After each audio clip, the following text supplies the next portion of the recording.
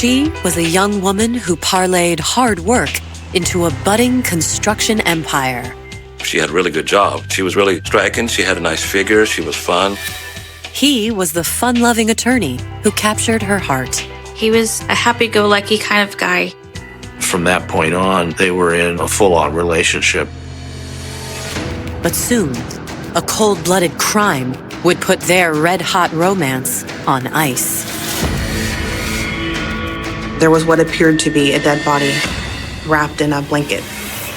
As investigators search for answers, they unearth dark secrets kept hidden for years. He told one of his neighbors that he was interested in her. She thought he was having an affair with the housekeeper. She just couldn't control the dark side. I had went to lunch, and when I came back, there was a butcher knife in my chair. I've not investigated a case like this since.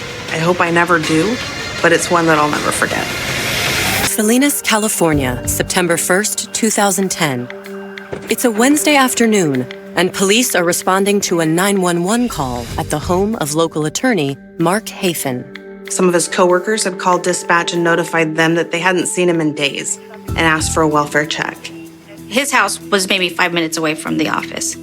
So I drove over there. I had a gut feeling that something bad had happened because Mark would always call if he was running late. It wasn't like Mark not to call me.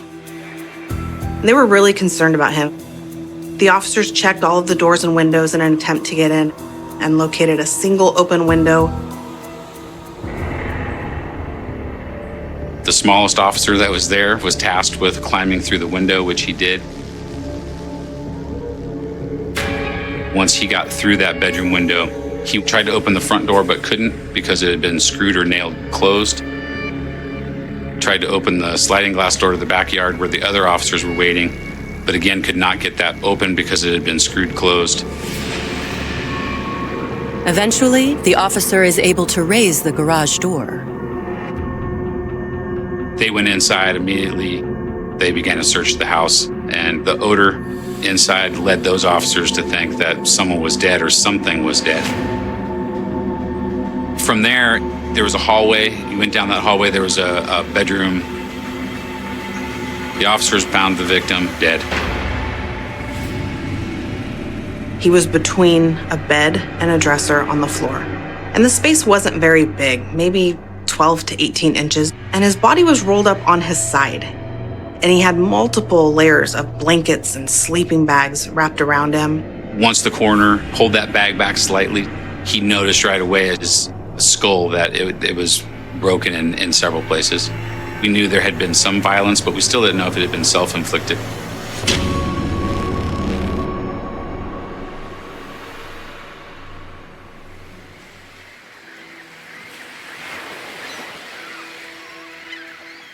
The son of a prominent local veterinarian, Mark Welker Hafen was born and raised in the Salinas area.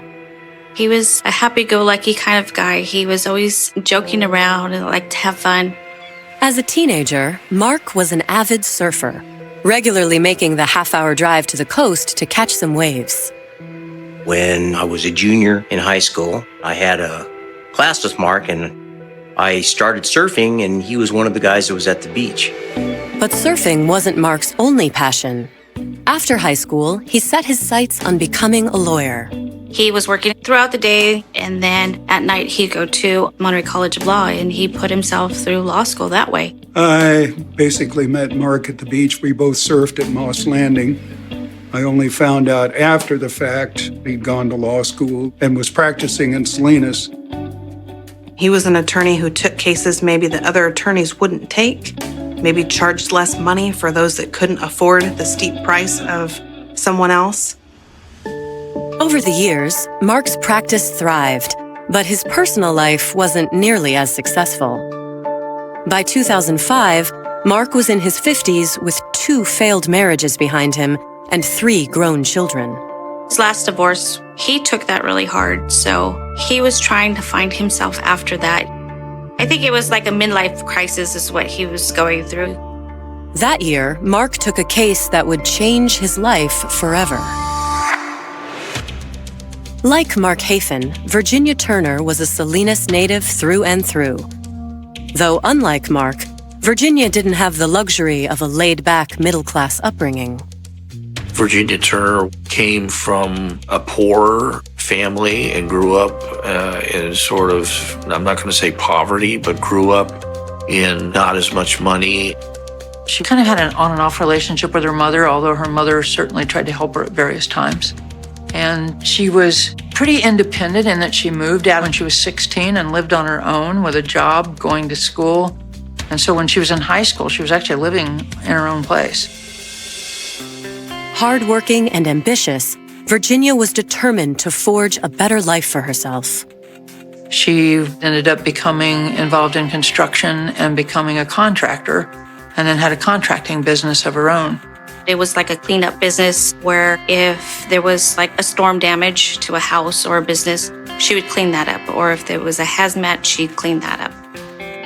Building a business in a male-dominated field like construction was no easy task. But Verginia won over clients with both her work ethic and her personality.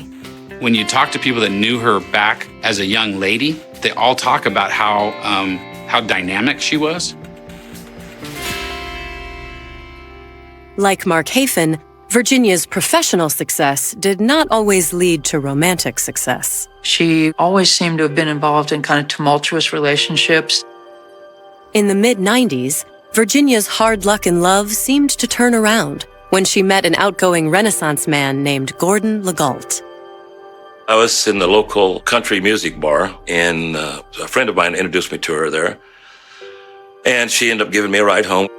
The next day, she called me and asked me if I wanted to go for lunch, and I did.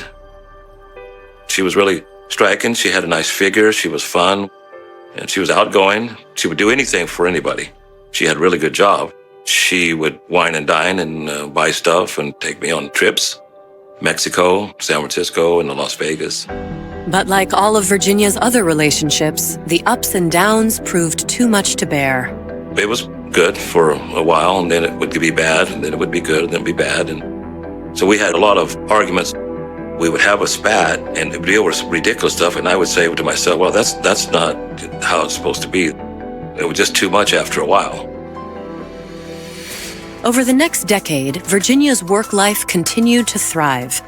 And though she kept putting herself out on the dating scene, she could never quite seem to find Mr. Right. Then, in 2004, Verginia went through another breakup, one that took a huge toll on her and on her business. She seemed to have a fairly good business until she got hooked up with a partner that worked in the business with her. And then because of domestic violence with him, she wanted to separate out the business, and that's when she decided to file bankruptcy. To handle her bankruptcy, Verginia needed a lawyer, so she turned to one of the most respected and affordable attorneys in Salinas, Mark Hafen. Verginia Turner was actually a client of ours. And there was one time when she came in and Mark came out of his office and he said, "I'm going to lunch now." And so I put two and two together that Mark and Verginia were going to lunch. And so that was the first time that I was thinking, okay, well, maybe it was a friendly lunch, but it ended up being something more. From that point on, they were in a full-on relationship. And unlike the couple's previous relationships, this one appeared to have staying power. Mark and Verginia were a cute couple. They liked country music and they liked to go line dancing. Mark was this sort of laid-back surfer guy, game for anything, and Verginia was this high-octane spark plug of a woman. After just a couple months of dating, Mark and Verginia moved in together. He owned a home on Don Pedro Lake, and they lived there together. They seemed to make a terrific couple, two successful professionals who had a lot in common and seemed to be deeply attracted to each other. In September of 2009, Mark inherited his mother's home on the west side of Salinas. Though the house was sorely in need of some improvements, Mark and Verginia thought that moving into the home where Mark grew up would be the best place for them to take the next step in their relationship. Verginia was going to help him remodel that. He was happy. He was dating someone and he was spending time with someone. And, I knew that's what he wanted. But sadly, Mark and Verginia would never get the chance to transform his childhood home into the house of their dreams. That's because a lifeless body has been found on the floor of the couple's master bedroom. And as detectives survey the scene, the mystery only deepens. Blood all over the walls, bed in disarray. How did he get on the floor? What did he die of? Coming up, as detectives attempt to answer those questions, another, more sinister side to this tragedy is revealed. He was seriously worried that his life was in danger. Then I knew something was terribly wrong.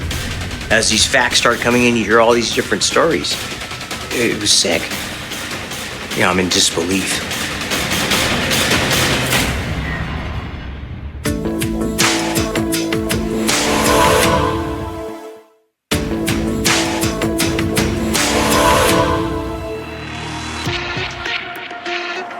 California natives Mark Hafen and Verginia Turner seemed to be living the perfect life together.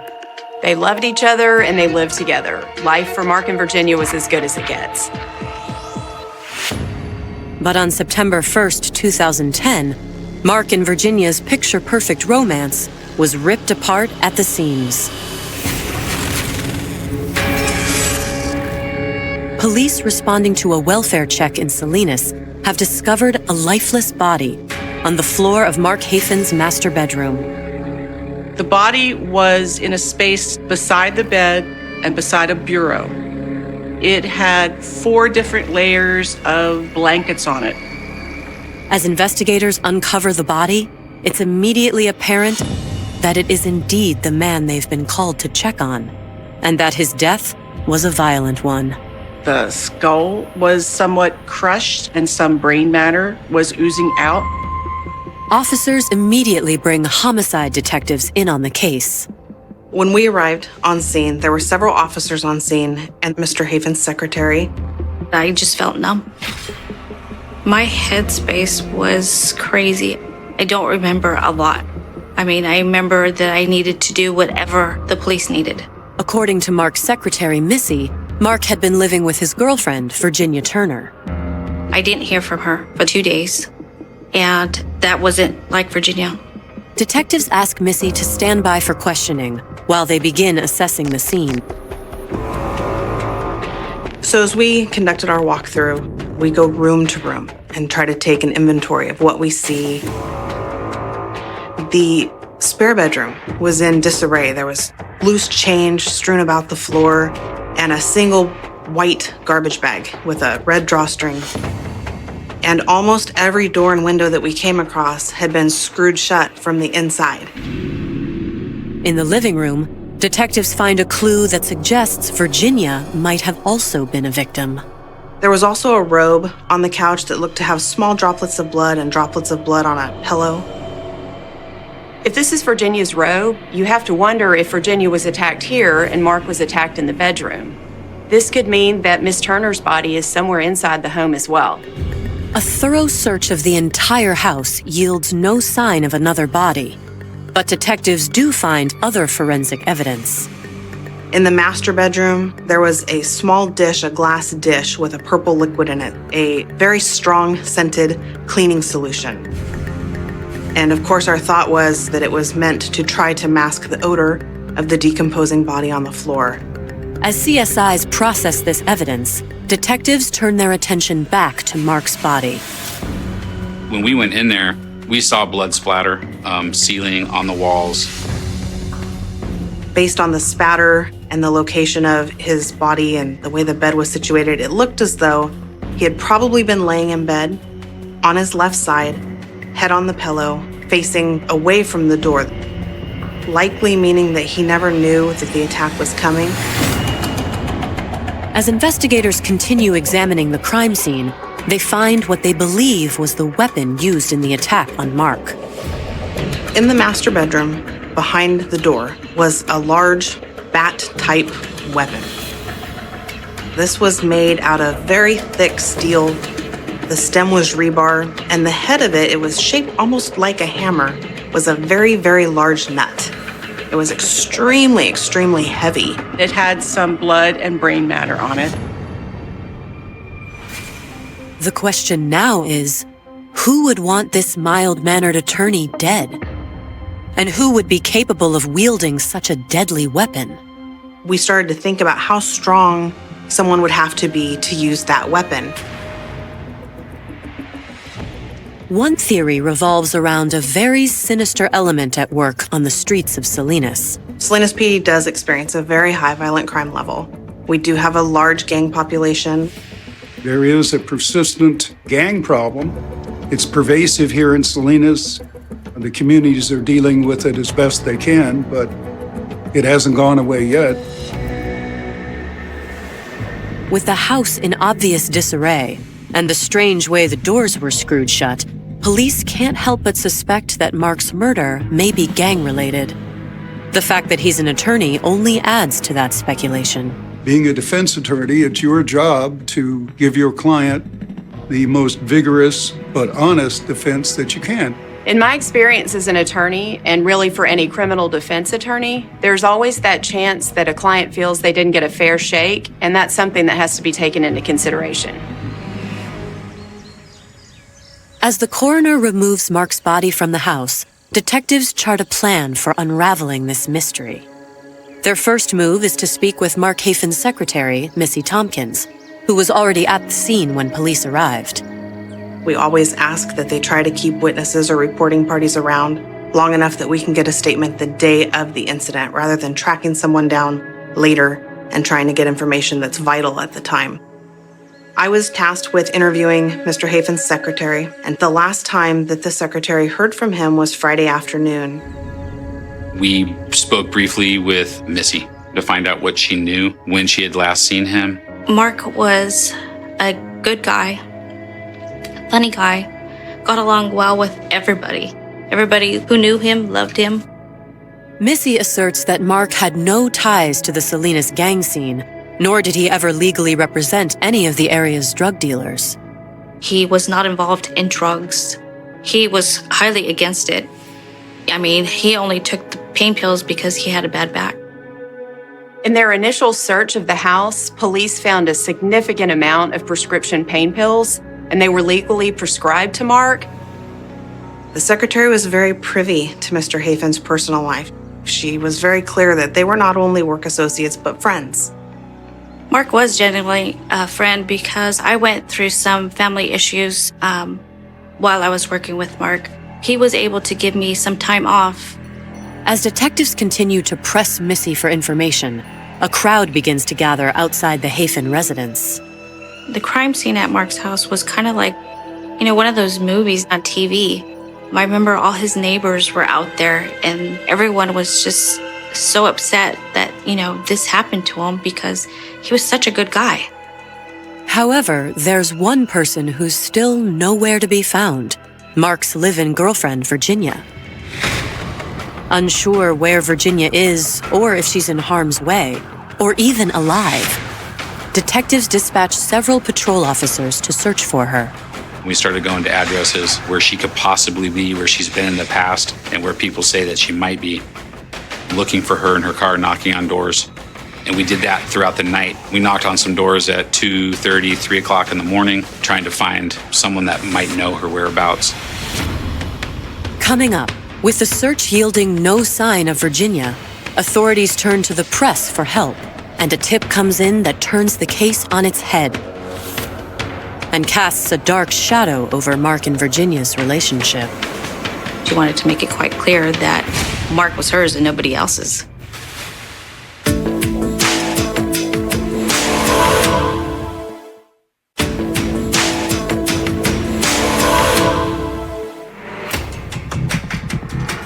Police in Salinas, California, are desperately trying to solve the mystery of who killed Mark Hafen, the laid-back attorney and live-in boyfriend of Verginia Turner.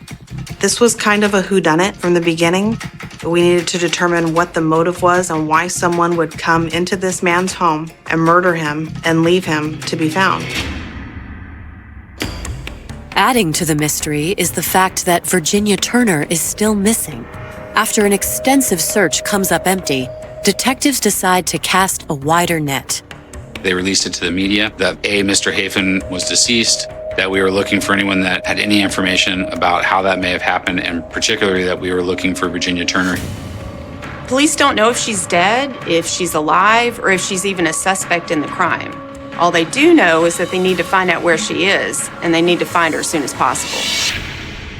And when the coroner's office releases the results of Mark Hafin's autopsy, a clearer timeline begins to emerge. Based on the autopsy and the coroner's investigation, it was determined that Mr. Hafin was probably killed Friday night, maybe early Saturday morning.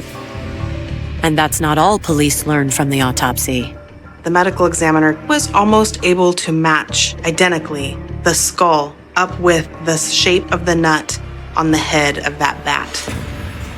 And there was no question at that point that that had been the murder weapon. As news of Mark's death and Verginia's disappearance makes its way through Salinas, folks there are inevitably drawn into the case. He was very well liked. It was a shocker to the community that he had been murdered. We were fielding phone calls as soon as the media had been notified that Mr. Hafin was deceased and we were looking for people that had information. We were receiving calls on the hour, people that knew him. We had calls coming in all the time. Within hours, one of those calls provides detectives with a potentially promising lead. A neighbor calls in and claims that he saw both Verginia and Mark on Friday afternoon before Mark disappeared. The next door neighbor talked to Verginia sometime in the afternoon. Mr. Hafin actually went golfing with the neighbor's 16-year-old son when he got out of school at 3 o'clock. So Verginia was on the premises talking to the neighbor. When the 16-year-old put his clubs in Mark's car and they were leaving, Verginia said that she needed in the house. But that's not all. According to the neighbor, later that weekend, another woman came to the house, a woman who he believed to be Mark's housekeeper. She banged on the window to see if he was home. No one was answering the door.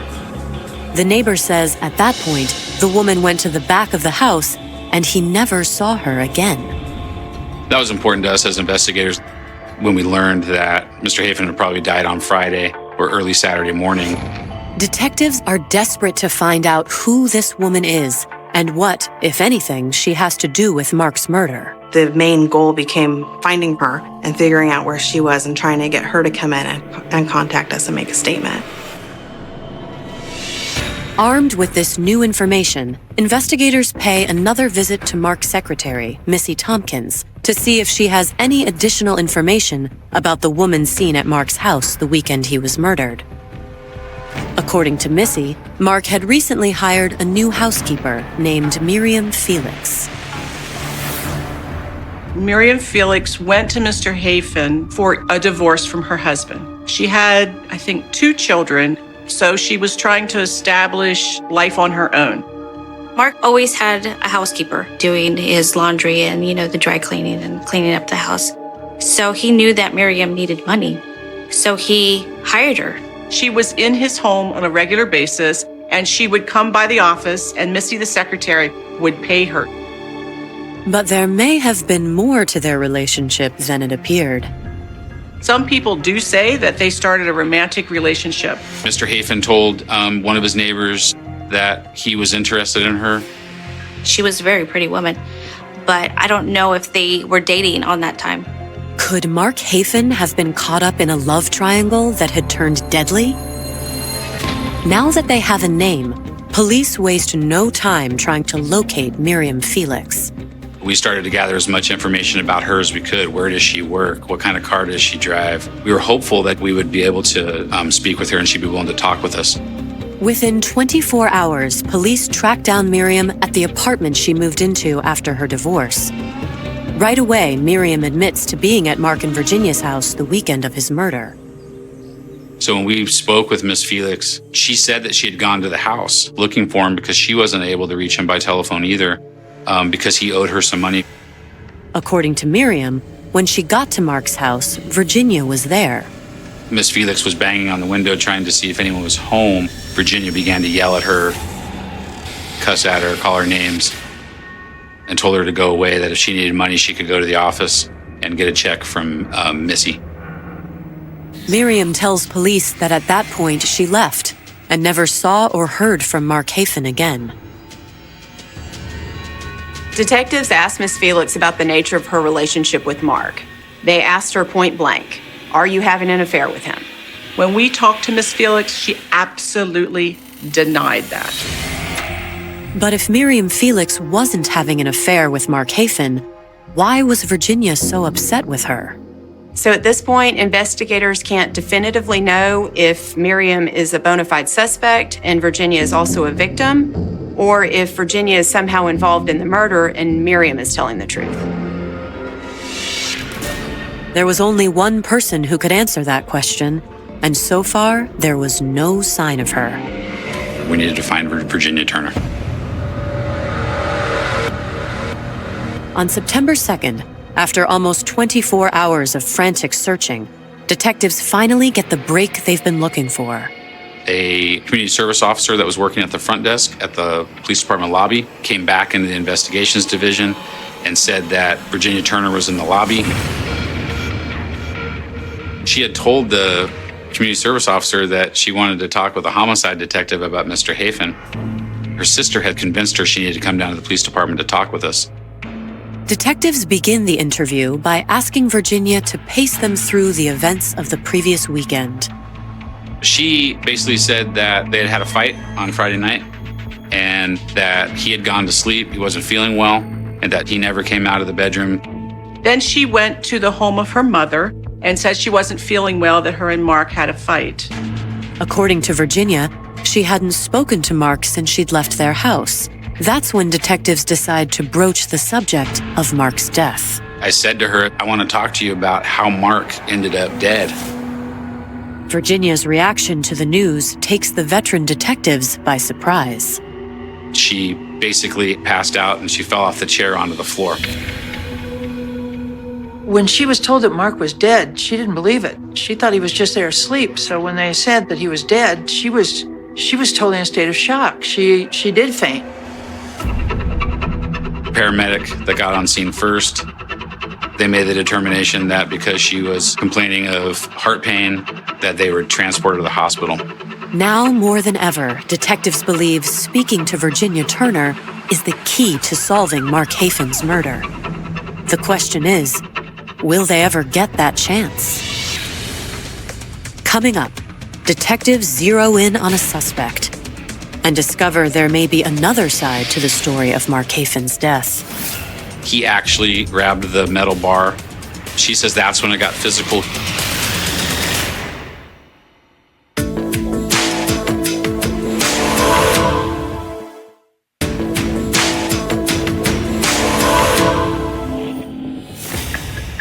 Less than 36 hours into the investigation of Mark Hafen's brutal murder, police in Salinas, California now believe that Mark's girlfriend, Verginia Turner, holds the key to solving the mystery. But when detectives inform Verginia of Mark's death, things take an unexpected turn.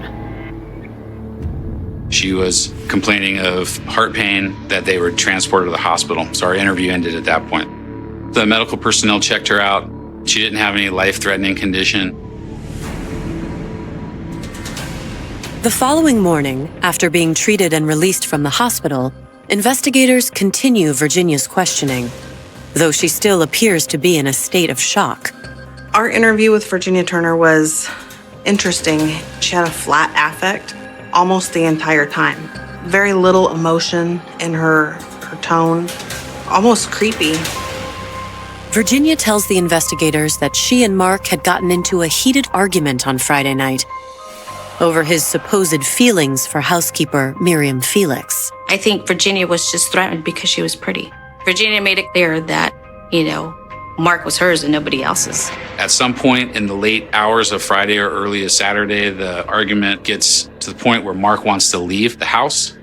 He's taken some medication. He's been drinking a little bit. Verginia says that she doesn't want him to leave. She says that she blocks his access from leaving the bedroom.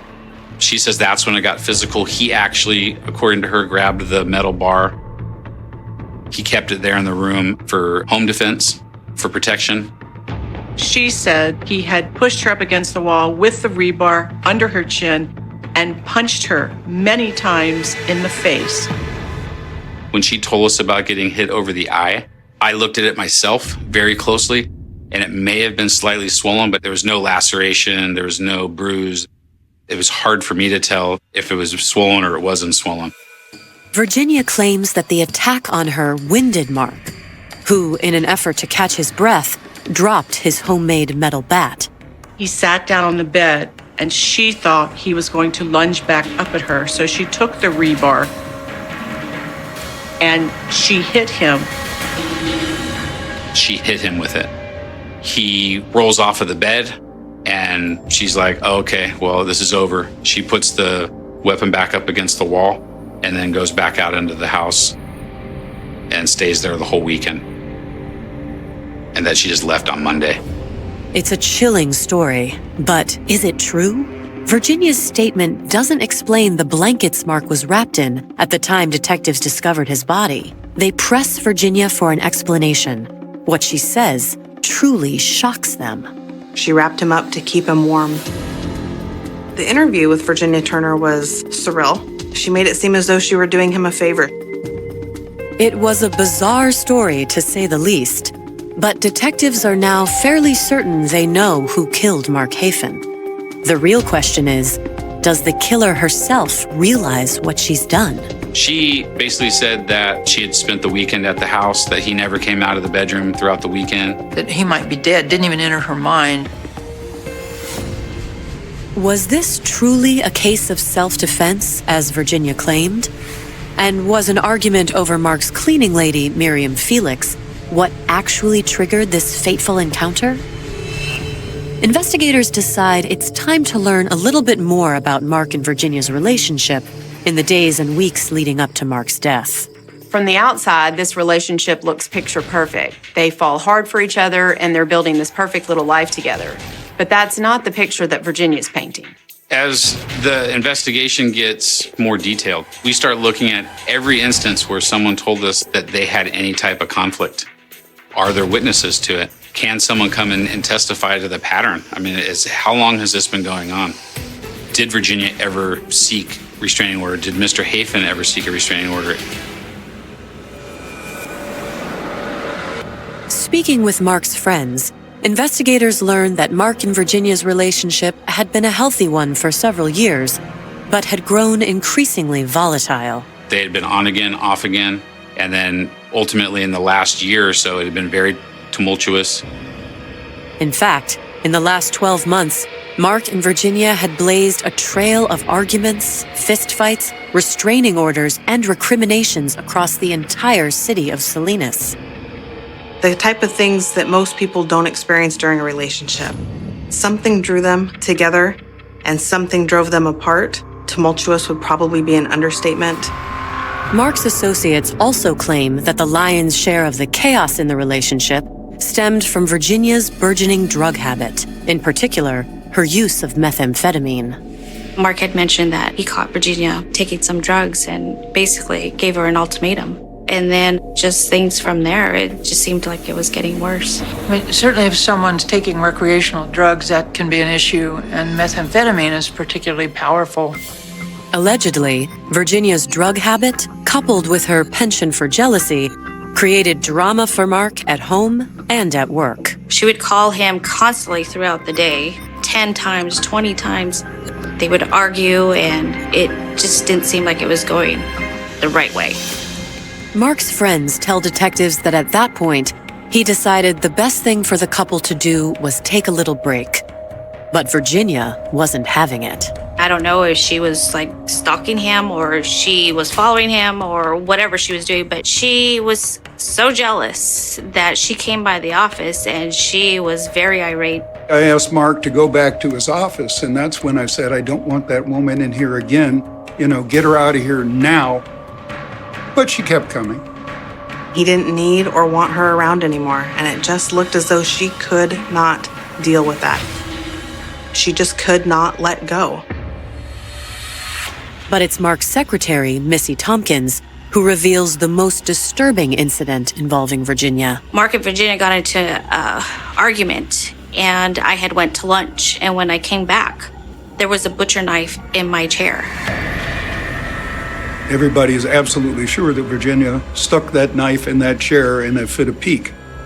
That was her way of expressing her anger and kind of like leaving her own personal little calling card. It became clear that her behavior, especially the jealousy part of it and how she talked about him, she thought that he was seeing other women. Mark's friends say that shortly after the knife incident, Mark decided to make his and Virginia's temporary break a permanent one. He evicted her. He started an unlawful detainer action that the sheriff came and said that she was no longer allowed to be on his property. Almost every door and window that we came across had been screwed shut from the inside. Windows into window panes, doors into door jambs. And you immediately began to wonder, is this something the victim did in advance to keep the suspect out? Or is this something the suspect did after the fact?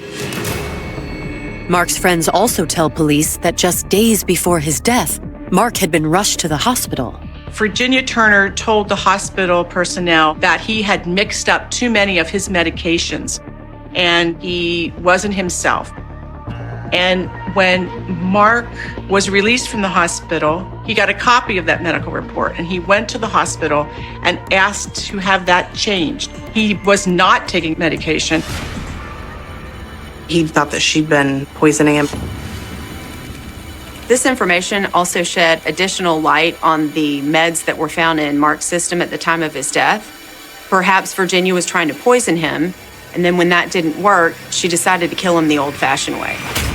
Was Verginia Turner a jealous woman who believed that if she couldn't have Mark Hafen, nobody could? Or had she been telling the truth and killed Mark purely out of self-defense?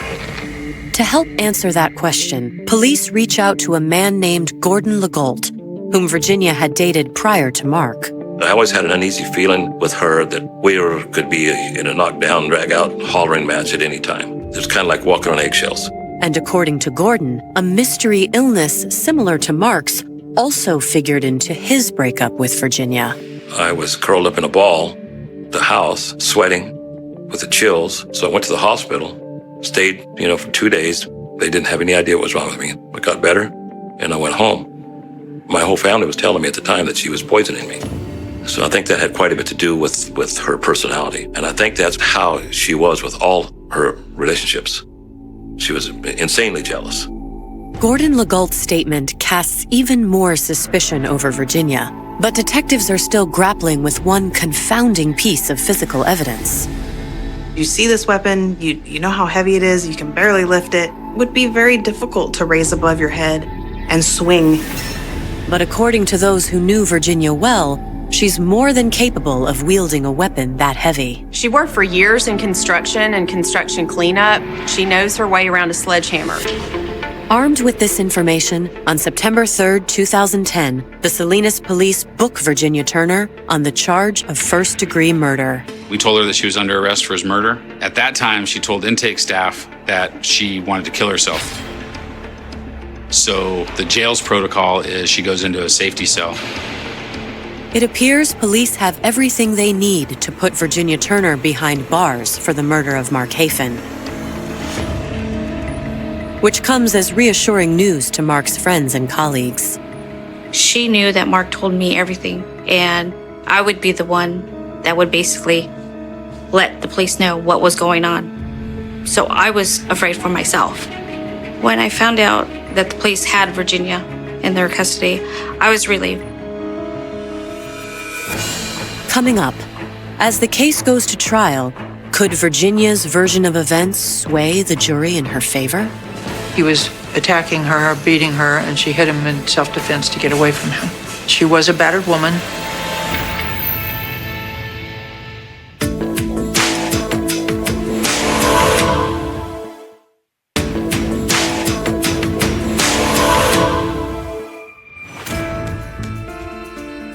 Prosecutors in Salinas, California, have formally charged 44-year-old Virginia Turner with the murder of her live-in boyfriend, attorney Mark Hafen.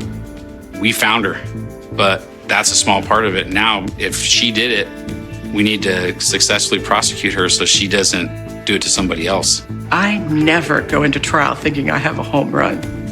We prepare to rebut every point that the defense is going to raise. On November 26, 2012, After extensive case preparations and hearings, Verginia Turner's trial gets underway at the Monterey County Courthouse. Having spent the past 2 years in jail, Verginia appears to be a shell of her former self. I think that her mental state did begin to deteriorate over time being in jail. I think she felt terrible about what happened. But according to the prosecutor's opening statement, what happened on that fateful night in 2010 was murder, plain and simple. She killed him because she was jealous. He was pushing her out of the relationship, and she thought he had a new love interest.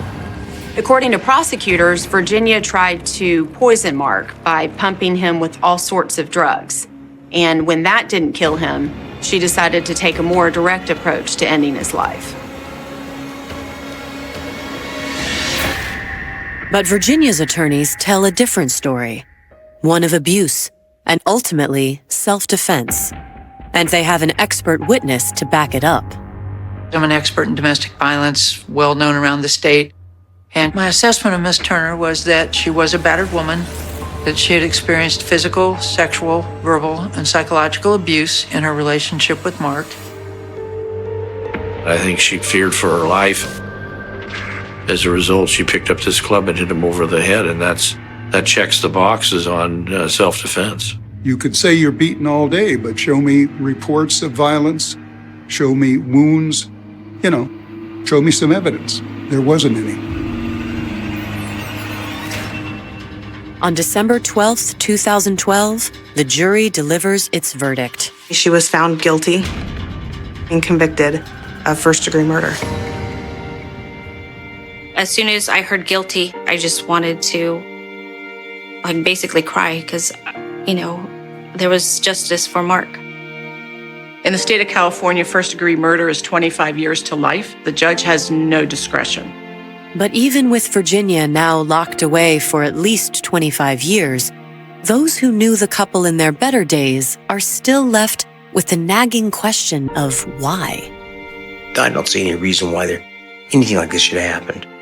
Sometimes the more you push someone away, the more they become obsessed. I think that when she met Mark Hafen, she was impressed that he was an attorney, was impressed with the amount of money he was making and the things that he could provide for her. And when he was thinking of leaving her, this was something that she just could not handle, couldn't take, and couldn't accept. The evidence had been sitting in a police evidence room for almost 40 years. Nobody knew it would become the piece that finally changed everything. In 1984, Salem was quieter than it is today. The streets were darker at night. Fewer cameras watched the roads. There were no cell phones tracking movements, no digital records documenting every transaction, no databases capable of instantly connecting one forgotten name to another. If someone disappeared, investigators depended on people remembering what they had seen. If someone lied, detectives depended on finding the lie. And if evidence was overlooked, it could remain forgotten for decades. On a cold November evening in 1984, 27-year-old Laura Bennett left her apartment in southeast Salem.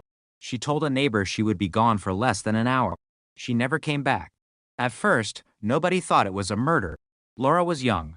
She was independent. She worked at a local medical office and had a small circle of friends. She had no known history of disappearing. No one expected danger. Her neighbor remembered seeing Laura walk toward her car shortly after 8 o'clock. The parking lot was nearly empty. A light rain had begun falling. Laura carried a small purse and a paper bag. She unlocked her car. She got inside. Then she drove away. That was the last confirmed sighting of her alive. The next morning, Laura's supervisor called her apartment. No answer. Another call followed. Still nothing. By noon, her absence had become impossible to explain. Laura had not arrived at work. She had not called. She had not contacted her family. Her car was missing. Police were notified. At first, officers treated it as a missing person investigation. They checked hospitals. They checked local roads. They contacted friends. They searched places Laura was known to visit. Nothing. Then, shortly after midnight, a patrol officer noticed something unusual on a quiet road outside Salem. A vehicle was parked on the shoulder. The headlights were off. The driver's door was closed. The car appeared abandoned. The license plate belonged to Laura Bennett. Inside, officers found her purse. Her identification was still there. So were her keys. But Laura was gone. There was no obvious sign of a struggle. No broken window. No overturned seats. No blood visible inside the vehicle. That detail immediately complicated the investigation. If Laura had been abducted from the car, why was there no obvious evidence? If she had left voluntarily, where had she gone? And why would she leave her purse behind? The questions began multiplying. Investigators searched the area around the vehicle. They found footprints in wet soil. Most were too damaged by rain to identify. A second set appeared farther from the road. That discovery changed the tone of the search. Detectives began treating the vehicle not simply as an abandoned car, but as a possible crime scene. Officers photographed everything. They collected fibers. They collected fragments. They searched beneath the seats. They examined the trunk. They checked the doors. They looked for fingerprints. At the time, forensic technology was nothing like what investigators have today. A tiny trace of biological material might be collected without anyone knowing whether it would ever become useful. A fingerprint might be too incomplete to identify. A fiber might simply be labeled and placed into an evidence envelope. Investigators could not predict which piece would matter. They had to collect what they could. And they did. By sunrise, Laura's disappearance had become a major investigation. Search teams moved through the surrounding area. Officers checked drainage ditches. Volunteers walked through wooded sections. Dogs were brought in. The weather made everything harder. Rain softened the ground. Whined scattered leaves. Footprints disappeared. Small pieces of evidence became almost impossible to distinguish from debris. But the search continued. For 2 days. Then 3. Then 4. On the 5th morning, a hunter discovered something along an isolated stretch of land outside the city. At first, he thought it was clothing. Then he saw the body. Police arrived within minutes. The scene was secured. The victim was eventually identified as Laura Bennett. She had been dead for several days. The missing person investigation became a homicide investigation. And Salem suddenly had a murder. The medical examiner determined that Laura had suffered fatal injuries consistent with homicide. Investigators began reconstructing her final hour. She had left her apartment. She had driven away. At some point, she had encountered someone. Her car had been abandoned. And somehow, Laura had ended up miles away. The killer had vanished. There was no obvious eyewitness. No confession. No weapon. No clear motive. Only fragments. A vehicle.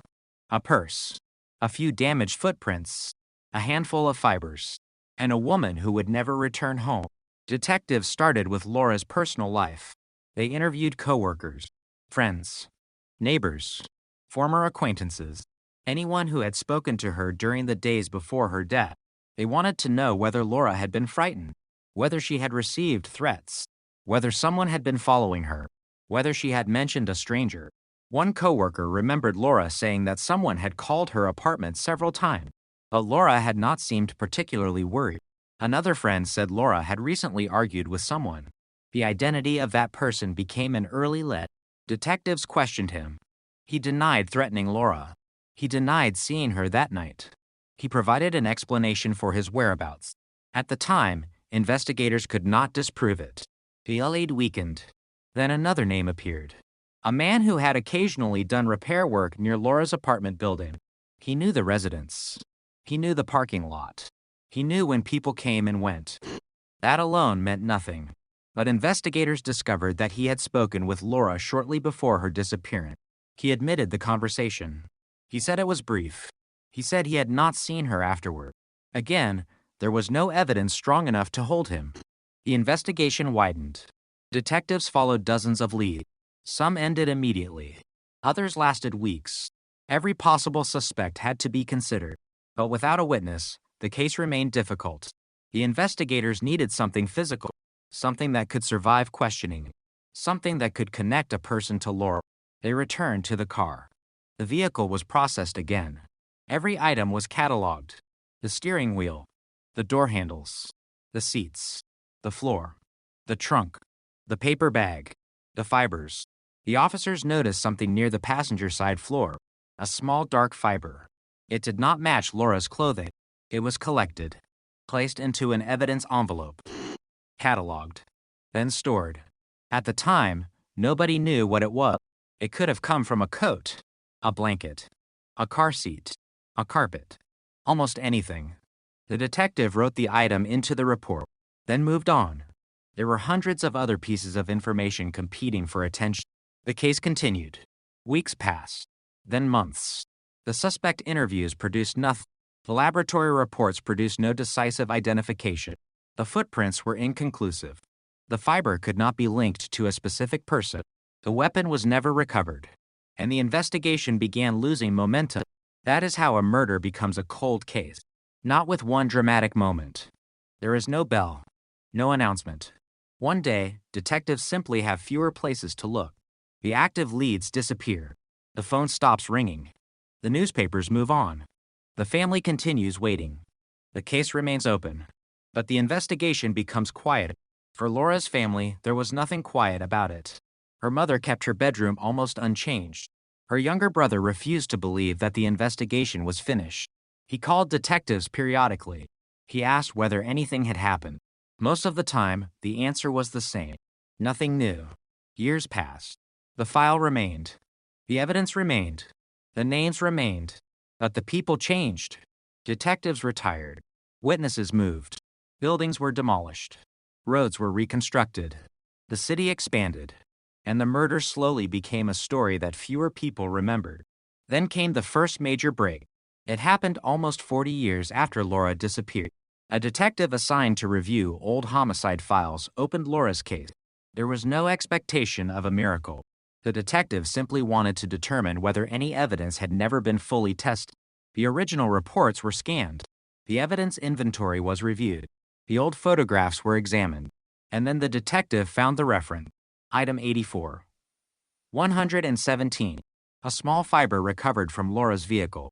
The description was only a few lines. Dark synthetic material. Recovered from passenger side floor. Preserved. Untested beyond original microscopic comparison. The detective stopped. Untested. After all those years, the evidence had never produced an identification. That did not mean it contained the answer, but it meant nobody could say for certain that it did not. The item was retrieved from storage. The envelope was old. The label was faded. But the chain of custody was intact. Inside was the same tiny fragment investigators had collected in 1984. A piece of evidence so small that it could fit beneath a fingernail. For decades, it had meant nothing. Now modern forensic technology had changed the possibilities. Investigators submitted the material for advanced examination. The laboratory began testing. And for the first time since Laura Bennett disappeared, a piece of evidence from the original crime scene was about to speak. The question was whether it would say anything at all, because after nearly 40 years, investigators had learned one painful truth. The past does not always leave answers behind. Sometimes it leaves only fragments. A photograph, a statement, a footprint washed away by rain, a vehicle abandoned in darkness, a fiber trapped beneath a seat. And sometimes, if that fragment survives long enough, science can finally reveal what investigators could not see the first time. The laboratory report was still pending. The detectives waited. The family waited. And somewhere inside that old evidence envelope was a clue that had been silent since 1984. Nobody yet knew whether it would identify a killer. Nobody knew whether it would eliminate a suspect. Nobody knew whether the case was about to change forever. But after 38 years, the forgotten evidence was finally being examined again. And this time, the investigators were ready to listen. The laboratory report did not arrive with sirens. There was no dramatic phone call in the middle of the night. No detective running through a hallway. No television camera waiting outside the station. The breakthrough began quietly inside a laboratory where a technician examined a piece of evidence that had been collected in 1984, a small dark fiber. Item 84, 117. For decades, it had been almost meaningless. A fragment. A question mark. Something investigators had preserved because they knew better than to throw evidence away, even when they had no way to explain it. Now the technology was different. The laboratory could examine characteristics that investigators in 1984 could never have analyzed with the same precision. The fiber itself could not tell a story. It could not say who touched it. It could not explain why it was inside Laura Bennett's car, but it could provide a comparison. That was enough. The detectives waited for the first result. And while they waited, they returned to the old file. They read everything. Again, the original missing person report, the first search, the discovery of Laura's vehicle, the discovery of her body, the autopsy, the witness interviews, the suspect interviews, the evidence inventory, the photographs, the handwritten notes. Everything. One detail kept appearing. Laura had not appeared frightened when she left her apartment. That suggested she had not expected danger. She knew where she was going. She may have known the person she was meeting. That possibility became important. If the killer had been a complete stranger, why would Laura have entered the situation willingly? If she trusted the person, how had that trust been used against her? Investigators began rebuilding the final evening. It was not easy. The original reports did not provide a perfect timeline. Sometimes were approximate. Some witnesses remembered only portions of the evening. Some accounts had been recorded days after the event. But a pattern emerged. Laura left her apartment shortly after 8. She was seen near her vehicle. She drove away. Later that night, her car was found abandoned. The body was discovered days afterward. The gap between those points was where the murder had occurred. The detectives wanted to fill it. They began checking old telephone records where available. They examined employment records. They reviewed addresses. They looked at people who had interacted with Laura during the final week of her life. One name appeared repeatedly: Daniel Mercer. He was not Laura's boyfriend. He was not a family member. He was not a close friend. He had worked as a contractor in the area and had occasionally performed maintenance work near Laura's apartment complex. In 1984, investigators had interviewed him. He had admitted knowing Laura. He said they had spoken several times, but he denied having any romantic relationship with her. He denied meeting her the night she disappeared. His statement had been considered. Then the case moved on. Now detectives looked at Mercer differently. The original report contained something they had not noticed before. Mercer had told investigators he had been working late that evening. He had given the name of a coworker who supposedly saw him. But when detectives checked the old statement, the coworker had never been formally interviewed. That was strange. If the coworker could confirm Mercer's alibi, why had nobody followed up? The new detective searched for the man. The original name was incomplete. There was no current address, no recent phone number. The investigator searched employment record. Nothing. Then an old newspaper archive produced a possible lead. The co-worker had moved out of Oregon years earlier, but he was alive. Investigators located him. And when they asked about November 1984, the man's reaction surprised them. He remembered Daniel Mercer, but he did not remember working with him that night. That single statement did not prove anything. Memory after 38 years was unreliable, but it created a problem. Mercer's original alibi could no longer be treated as solid. The detective went back to the file. The old statement was read again. Mercer had been confident. He had given specific details. He claimed he worked until nearly midnight. He claimed he went home directly afterward, but there was no independent documentation proving it. The investigator checked other records. A local business had closed decades earlier. Its employment files were gone. The building itself had been demolished. The past had erased the paper trail, but not everything had disappeared. A former supervisor was still alive. He remembered Mercer. He remembered the job. And he remembered something else. Mercer had left early that night. The supervisor could not remember exactly when, but he believed it was before 9. That was a problem. Laura had left her apartment shortly after 8. Mercer had claimed he was working elsewhere. Now a former supervisor remembered him leaving. The timeline tightened.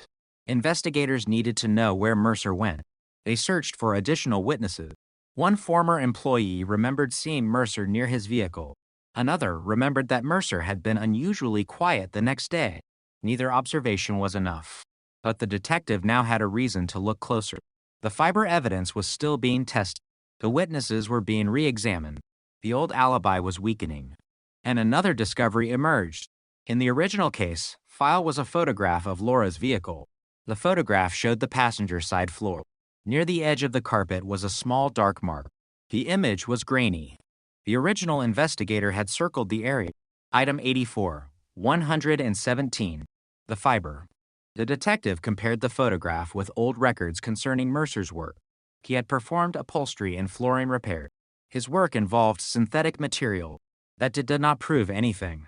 Thousands of people worked with similar material. The detective knew that.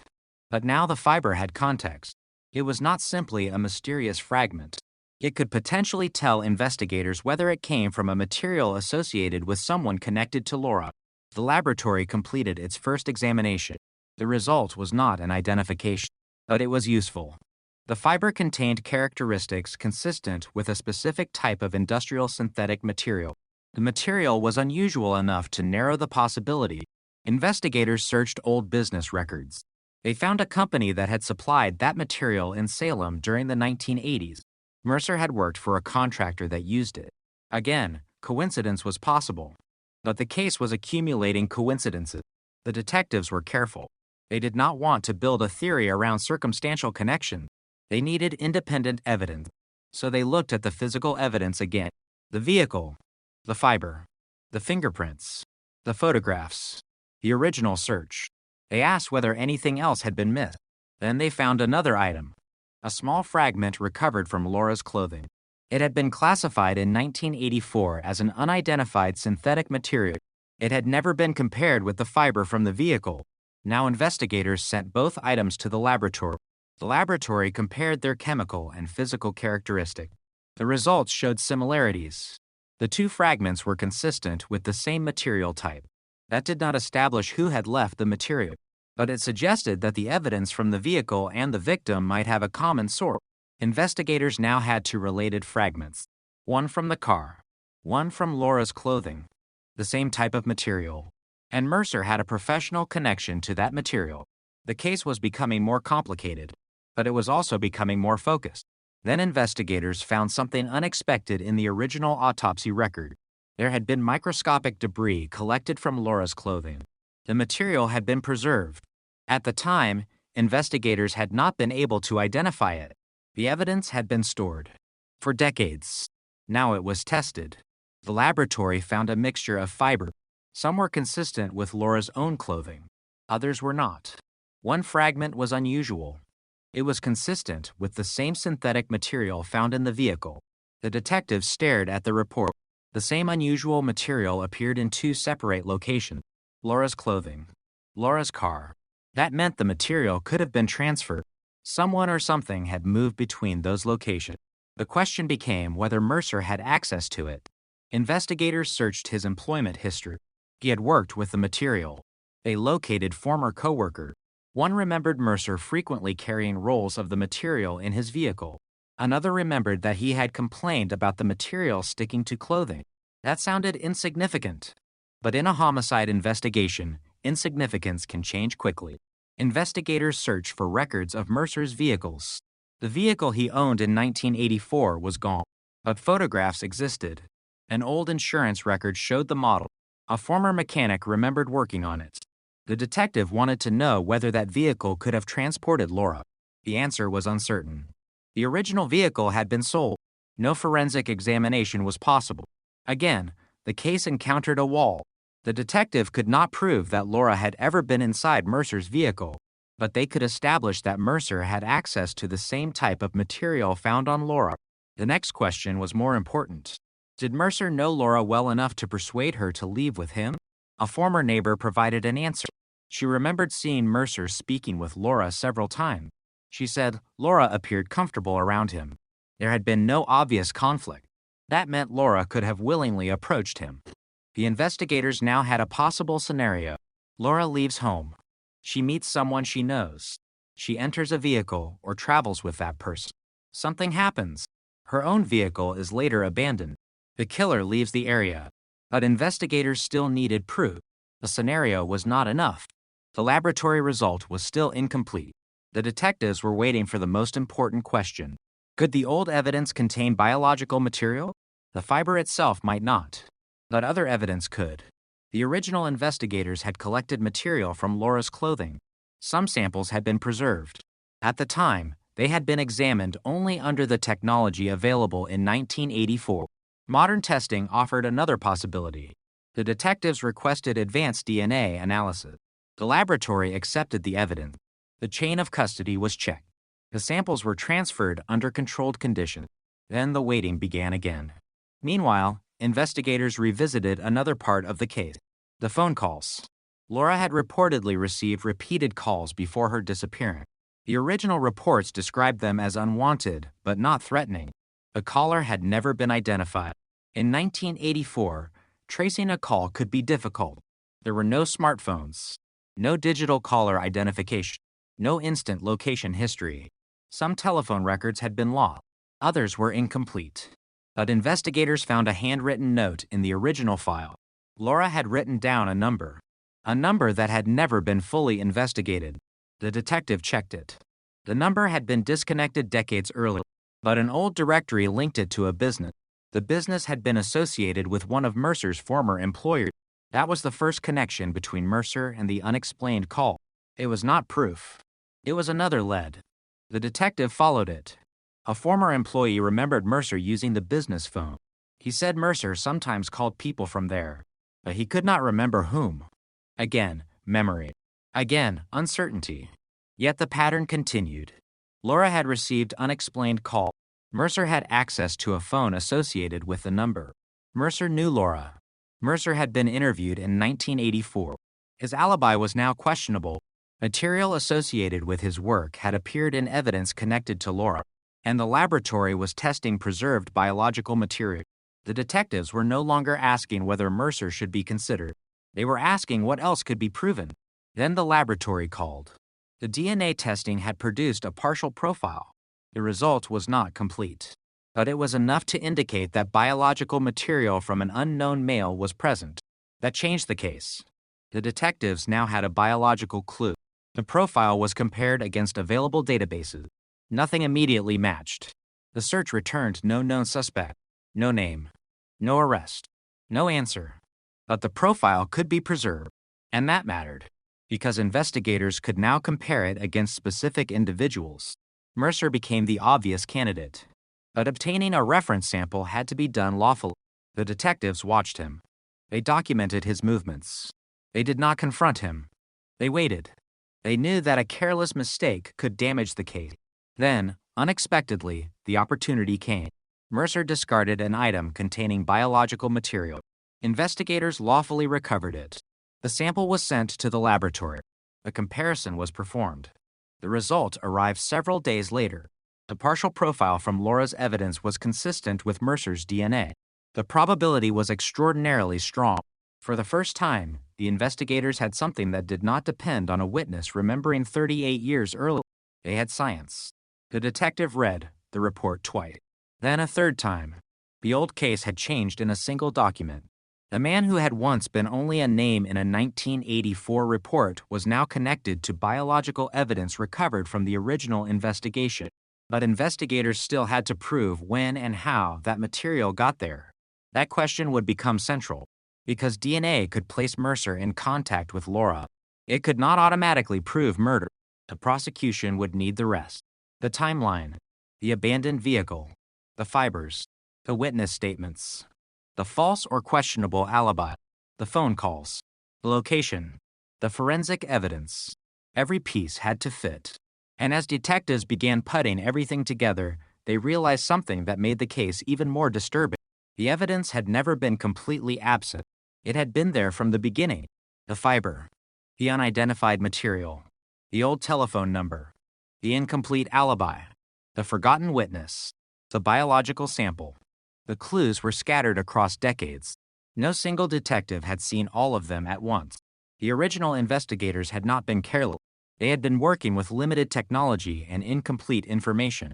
The new detectives had something the original team could never have possessed: hindsight, modern science, digital records, and the ability to search decades of information in ways that had been impossible in 1984. The murder had not changed. The evidence had not changed. The interpretation had. Now investigators had to decide what to do next. They could not simply announce that the case was solved. They had to build it, piece by piece, fact by fact, evidence by evidence. Because after 38 years, the difference between a breakthrough and a conviction would depend on one thing: whether the evidence could tell a complete story. and the story was beginning to take shape. Laura had trusted someone.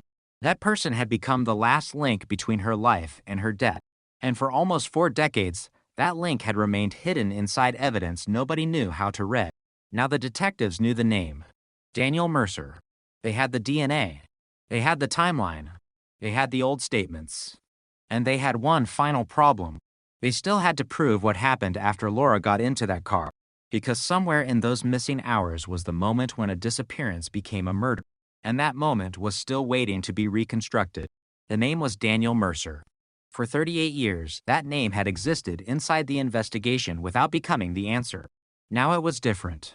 Now the name was connected to a DNA profile, a profile recovered from evidence collected in 1984, evidence that had survived in storage, evidence that had been almost forgotten, evidence that modern science had finally been able to interpret.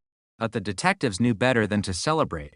A DNA match could change an investigation. It could not, by itself, reconstruct a murder.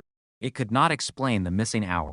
It could not tell a jury what happened between the moment Laura Bennett left her apartment and the moment her body was discovered. The detectives needed the story. Not a theory. Not a guess. A sequence of events supported by evidence. And that meant going back to the night Laura disappeared. They started with the last confirmed sighting. 8 o'clock. Laura leaving her apartment. The rain had already begun. The parking lot was dark. Her neighbor saw her unlock the driver's door. Laura placed a paper bag inside the car. She entered. The engine started. Then she drove away. The neighbor remembered nothing unusual. No argument. No shouting. No struggle. No second person. At the time, that seemed ordinary. Now it was one of the most important observations in the entire file. Laura had not been forced into her car. She had not appeared frightened. She had left voluntarily. That suggested one possibility. She knew where she was going. And perhaps she knew the person she intended to meet. Investigators returned to Laura's phone record. The records were incomplete, but the old notes contained references to several calls received during the previous week. The number that appeared most often was associated with a business where Mercer had worked. That connection had been overlooked in 1984. Now it seemed significant. The detectives searched the old business address. The building was gone. A modern structure stood in its place, but the city's archived records still contained information about the company. Mercer had worked there. He had access to the telephone. He had access to the vehicles. And he had known Laura. The connection was becoming difficult to dismiss. But detectives still needed to understand why Laura would agree to meet him. They found the answer in an old statement from one of Laura's friends. The friend remembered Laura mentioning Mercer, not romantically, not fearfully, just casually. Laura had apparently asked Mercer for help with a problem involving her car. That detail had been buried in the original interview. The detective circled it. If Laura expected Mercer to help with her car, then meeting him would have seemed completely normal. She had no reason to believe she was walking toward danger. That possibility fit the evidence. It also explained why there had been no struggle at her apartment. Laura left willingly. She drove to meet someone. Then something happened. The next confirmed location was her abandoned vehicle. Investigators examined the distance between the two locations. The drive could have been made in less than 20 minutes. That left a narrow window. The detectives reconstructed it again. 8 o'clock. Laura leaves. 8:10. Possible travel. 8:20. Potential meeting. After that, the timeline becomes uncertain. Then the abandoned vehicle. The detectives looked at Mercer's own movement. His original statement claimed he had been working late, but the former supervisor had remembered him leaving early. The co-worker he had named as an alibi witness had denied remembering him working that night. The old alibi was collapsing. But prosecutors would need more than a weak alibi. They needed evidence connecting Mercer to the crime itself. That was where the DNA became critical. The biological material recovered from Laura's clothing was consistent with Mercer. The laboratory could not determine the exact moment of transfer, but it established a connection. Investigators asked whether Mercer could have had innocent contact with Laura. The answer was yes. He had known her. He had spoken with her. He had worked around her apartment. There were innocent explanations. That meant the DNA alone could not solve the case. The detectives needed the surrounding evidence. They examined the fiber evidence. The unusual synthetic material found inside Laura's vehicle matched material associated with Mercer's work. A similar material had also been recovered from Laura's clothing. Again, there was an innocent possibility. Mercer worked with the material. He could have encountered Laura during ordinary circumstances, but investigators noticed something else. The material was not common household fabric. It was a specialized industrial product. Mercer had regularly handled it. Laura had no known reason to possess it. The detectives sent the material for additional comparison. The laboratory confirmed the fibers were highly consistent. That still was not enough for an arrest, but it strengthened the chain. Then investigators returned to the abandoned vehicle. The original photographs showed something that had not received much attention in 1984. The passenger seat was pushed farther back than Laura normally positioned it. That detail came from a friend who knew how Laura drove. She was short. She kept the seat close to the steering wheel. In the photographs, the passenger seat was positioned unusually far backward. That could mean nothing. Someone could have moved it. A mechanic could have adjusted it. Laura herself could have changed it. But investigators now asked a different question. Could someone else have been sitting there? The answer was possible. The detectives examined the passenger side door. The original evidence report mentioned a faint partial fingerprint. It had been too incomplete for identification in 1984. Modern technology allowed investigators to enhance the image. The print was still insufficient for a definitive identification, but its location was interesting. It was on the interior door handle. A person sitting in the passenger seat could have left it. The detectives compared the pattern with Mercer's known print. The result was inconclusive. The print was too degraded. That was frustrating. Another clue. Another partial answer. Another dead end. But the case was no longer dependent on one piece of evidence. The detectives were building a mosaic, and every piece mattered. They interviewed former neighbors again. One woman remembered seeing a dark pickup near Laura's apartment on the night she disappeared. She could not remember the license plate. She could not remember the exact model, but she remembered a distinctive feature, a damaged taillight. Investigators searched old photographs of Mercer's vehicles. One truck matched the description. The passenger side rear light had been damaged around the same period. Mercer had repaired it shortly afterward. That information came from an old repair invoice. The invoice was dated 3 days after Laura disappeared. The detectives stared at the date. 3 days. The truck had been damaged. The witness remembered a damaged taillight. Mercer had given no explanation for the damage. Again, none of it was proof. But the pattern was becoming stronger. The detective requested the old repair record. It contained one line of handwritten information. Customer reports damage occurred while parked. That was Mercer's explanation. But investigators now had another question. Where had the truck been parked? No location was recorded. The mechanic had not asked. Or if he had, the answer was not written down. Another missing detail. Another gap. The detectives began looking for someone who might remember. The repair shop had closed years earlier, but the mechanic was alive. He was contacted. He remembered Mercer. He remembered the truck. He remembered the damaged taillight. And he remembered something that was not in the invoice. Mercer had arrived late at night. He seemed nervous. He had asked whether the repair could be done quickly. The mechanic could not remember the exact date until investigators showed him the invoice. Then the memory returned. It had been shortly after the murder. That statement did not prove Mercer had killed Laura, but it gave investigators another piece. The truck, the damaged light, the witness, the repair, the timeline. Everything was beginning to point toward the same night. The detectives now examined whether the truck could have been involved in moving Laura.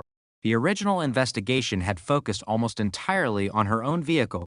They had never thoroughly examined Mercer's truck. There was nothing left to examine physically. It had been sold decades ago, but investigators could reconstruct its size and interior. They compared it with the known crime scene evidence.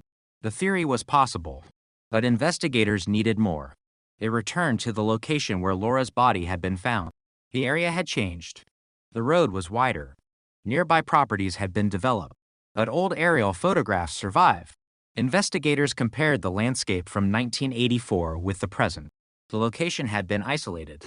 A vehicle could have entered without being noticed. A person could have approached the area without witnesses. That mattered. The killer had not needed a complicated plan. They had needed privacy. And in 1984, there had been plenty of it. The detectives walked the old route. They measured travel times. They checked whether Mercer could have reached the location within the relevant window. He could. The timeline allowed it. That was another piece. Still, one question remained. Why Laura? Investigators looked into her life during the weeks before the murder. They found a financial dispute. Not a large one, but significant enough to matter. Laura had discovered irregularities involving money connected to a contractor. The contractor was not Mercer, but Mercer had worked for the company. Laura had apparently asked questions. She had wanted documents. She had become uncomfortable. A coworker remembered Laura saying she did not trust someone connected to the business. She never gave a name.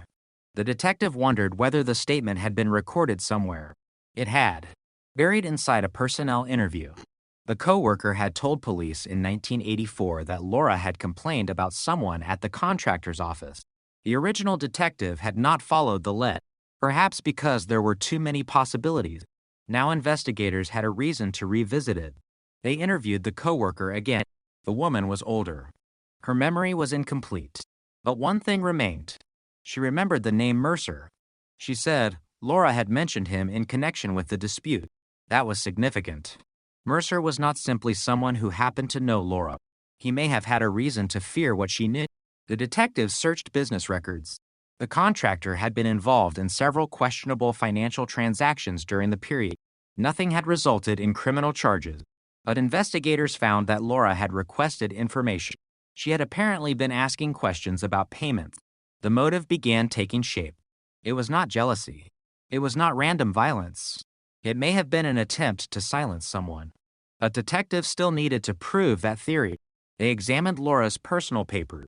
Some had been preserved by her family. Among them was a handwritten note. The note contained a name. The handwriting was Laura's. The name was Mercer. Under it were 2 words. Ask why. That discovery stunned investigators. The note had never been included in the original police file. Laura's family had kept it among personal belongings. They had not understood its importance. The detective photographed it. The handwriting was examined. The note appeared authentic. But what did ask why mean? There was no date, no explanation, no additional sentence. It could have referred to something completely unrelated, but the timing was disturbing. The note had been found among papers Laura had used during the weeks before her death. The detectives now had a possible motive, a possible connection, a possible timeline, a DNA link, a fiber link, a questionable alibi, a damaged vehicle, and a witness who remembered Mercer near Laura's apartment. The case had transformed. For 38 years, the investigation had been a collection of unanswered questions. Now those questions were beginning to connect. But investigators knew the most dangerous stage was still ahead. They had to decide whether the evidence was strong enough to accuse a man of murder committed nearly 4 decades earlier. They could not afford to be wrong. A wrongful accusation would destroy the credibility of the entire investigation. So they tested everything: the DNA, the fiber, the timeline, the witness statements, the old records, the handwritten note, the vehicle evidence. Every fact was challenged. Every alternative explanation was considered. And then the detectives found the detail that finally changed their understanding of the case.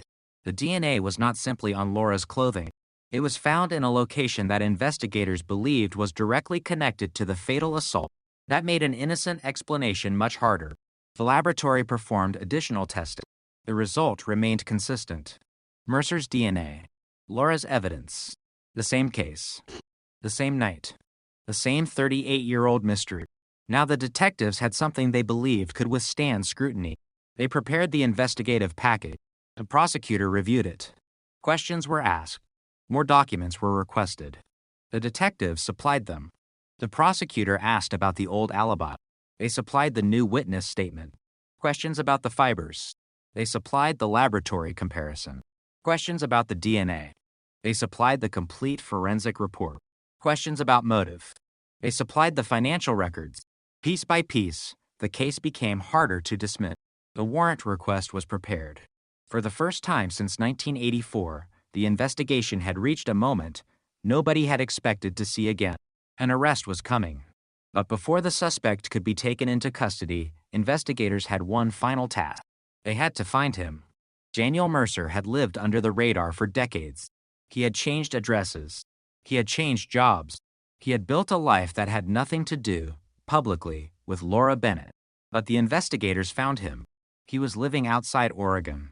He had no idea that the evidence from 1984 had survived. He had no idea that modern testing had connected him to the case. And he had no idea that detectives had reconstructed the night. The warrant was approved. The arrest team began planning. There would be no warning, no press conference, no public announcement. The investigators wanted the operation quiet, because the man they believed had escaped justice for nearly 4 decades was about to hear the name he had not heard in an official accusation since 1984, Laura Bennett. The case was no longer cold. The evidence had finally spoken. And this time, investigators were listening. The arrest team arrived before sunrise. The sky was still dark. Daniel Mercer was inside the house. He had lived there for years. To his neighbors, he was simply an older man who kept to himself. There was nothing about the quiet house that suggested a homicide investigation. Nothing suggested that detectives had been rebuilding a murder case around him. Nothing suggested that a 38-year-old file had suddenly become active again. Then the knock came. Mercer opened the door. For a moment, nobody spoke. A lay detective showed his badge, then the warrant. Mercer's expression changed. Not dramatically, just enough. The detective watched his eyes move across the document. Then he said the words Mercer had spent decades believing he would never hear. "You're under arrest for the murder of Laura Bennett." The house became silent. Mercer did not immediately respond. He looked at the detective, then at the warrant, then back at the detective. He asked one question. Why now? The answer was simple. DNA. The detective did not explain the entire case. He did not need to. Mercer was handcuffed. The door closed behind him. And 38 years after Laura Bennett disappeared, the man investigators believed was responsible was finally in custody. News spread through Salem within hours. The headline appeared everywhere. A forgotten murder. A decades-old disappearance. A DNA breakthrough. An arrest. For Laura's family, the news was almost impossible to absorb. They had heard versions of hope before. Every few years, another investigator would contact them. Another lead. Another possible suspect. Another review. Then nothing. This time was different. There was a name. There was an arrest. There was forensic evidence. There was a courtroom. But an arrest is not a conviction. The investigators knew that. The prosecutor knew it. And the defense would make sure everyone remembered it. Mercer's attorney immediately challenged the case. The defense argued that the DNA evidence could have an innocent explanation. Mercer had known Laura. He had worked near her apartment. He had interacted with her. Contact was possible. The defense questioned the age of the evidence. They questioned the preservation methods. They questioned the laboratory testing. They questioned witness memories. And they attacked the timeline.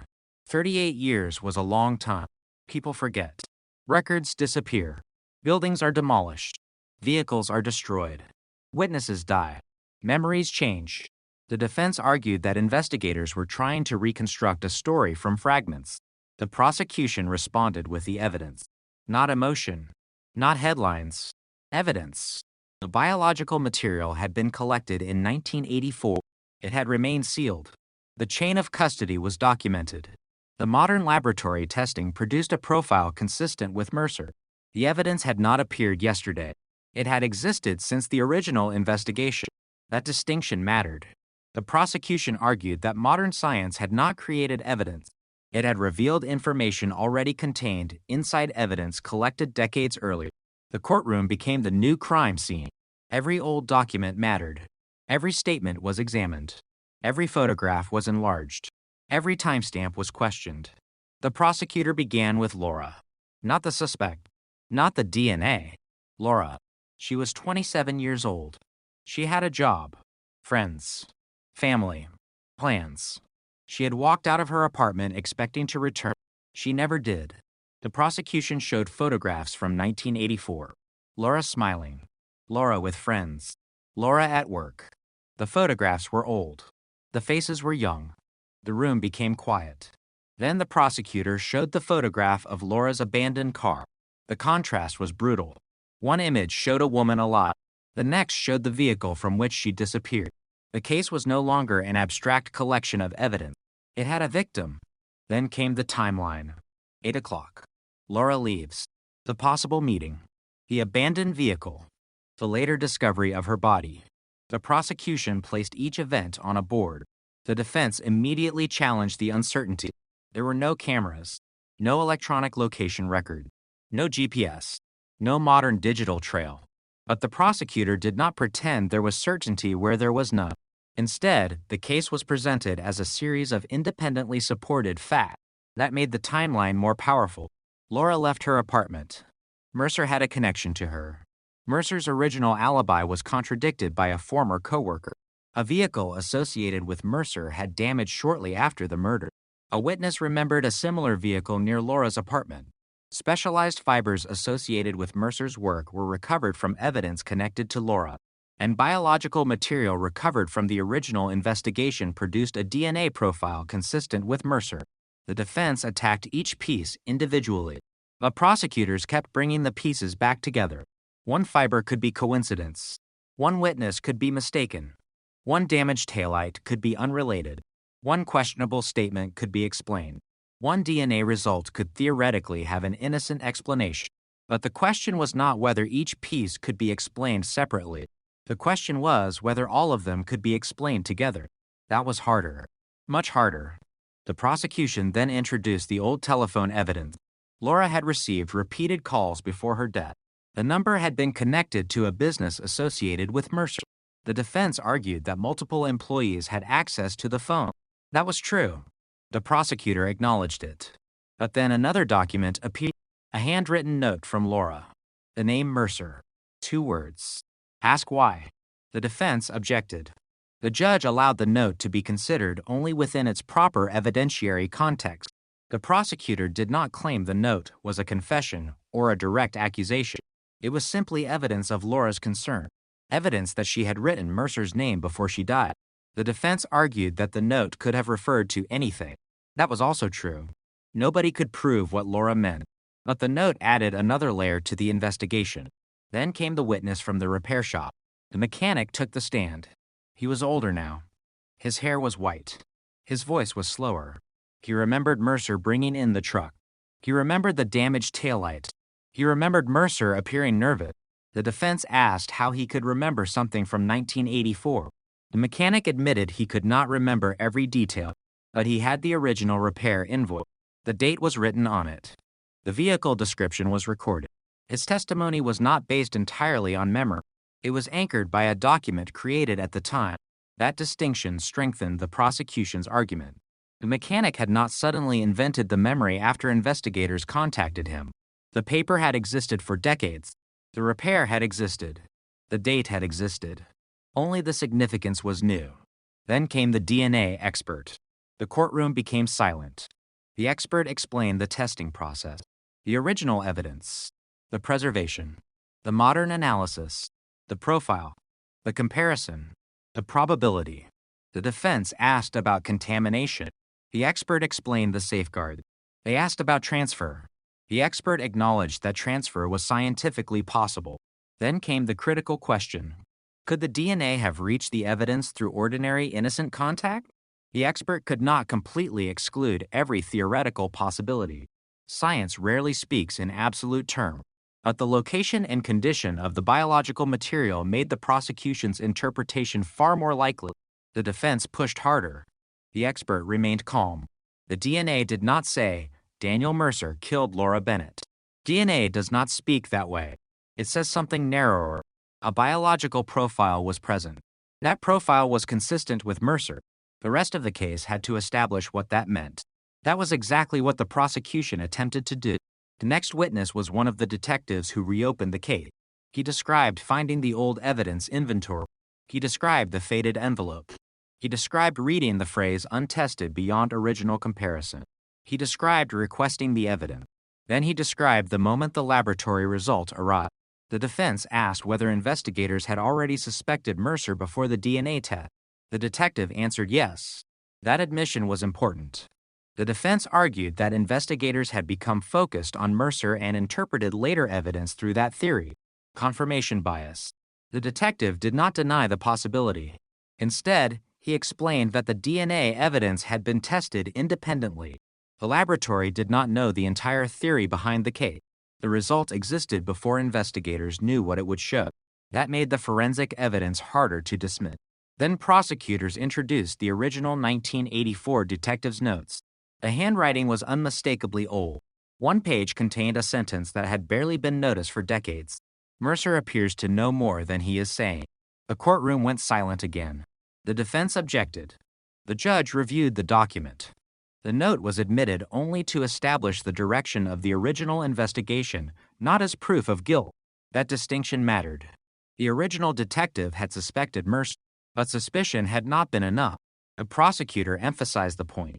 In 1984, the evidence did not meet the threshold needed to make the case. There had been no DNA match, no confirmed connection, no reliable timeline. The investigation stalled. Mercer remained free. 38 years later, the evidence had changed, not because investigators wanted it to, because science had advanced. The defense then presented its own theory. They suggested Laura could have encountered Mercer innocently. They suggested the DNA may have come from an earlier interaction. They questioned whether the fibers were truly unique. They challenged the witness who remembered the truck. They argued that the timeline remained incomplete. They reminded the jury that the prosecution carried the burden of proof. Every doubt mattered.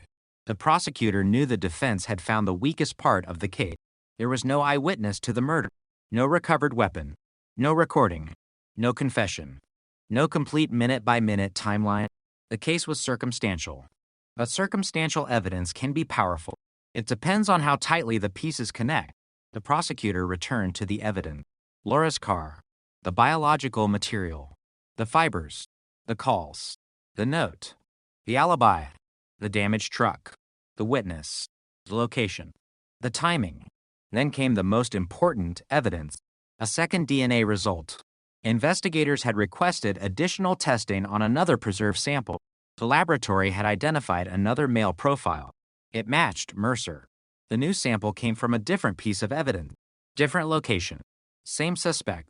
That mattered enormously. One DNA connection could be challenged. Two independent biological connections were much harder to explain. The defense objected again. The laboratory expert explained the result.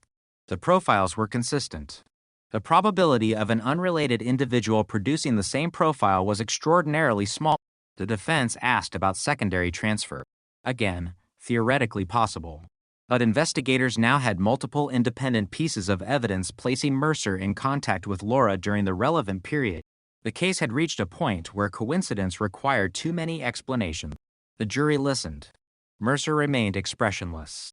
For the family, every word was painful. They had spent decades imagining what might have happened. Now the details were being spoken aloud in a courtroom. The night Laura disappeared. The abandoned car.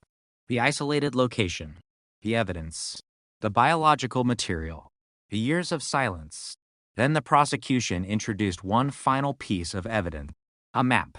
Not a modern map. A map reconstructed from 1984 road record. It showed Mercer's workplace, Laura's apartment, the location of the abandoned vehicle, the location where Laura was found, the route between them. Investigators calculated the travel time. Mercer could have made the entire journey within the relevant window. The defense argued that other people could have done the same. The prosecutor agreed, then asked a different question. How many of those people were connected to Laura? How many had been in contact with her? How many had given investigators an alibi that later became questionable? How many were connected to the specialized material? How many were connected to the DNA? The answer narrowed the field. The case was not about proving that nobody else could possibly have committed the murder. It was about proving whether the evidence established Mercer's responsibility beyond a reasonable doubt. The trial continued. Days became weeks. The media gathered outside. Old residents spoke about the case. Some remembered Laura. Others had forgotten. Some expressed shock that the investigation had survived so long.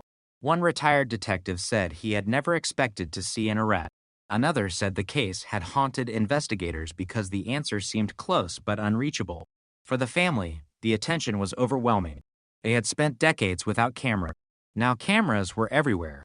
Every courtroom entrance became a news image. Every hearing became a headline. But inside the courtroom, the atmosphere remained controlled. The evidence had to stand on its own. And as the final arguments approached, one question dominated everything.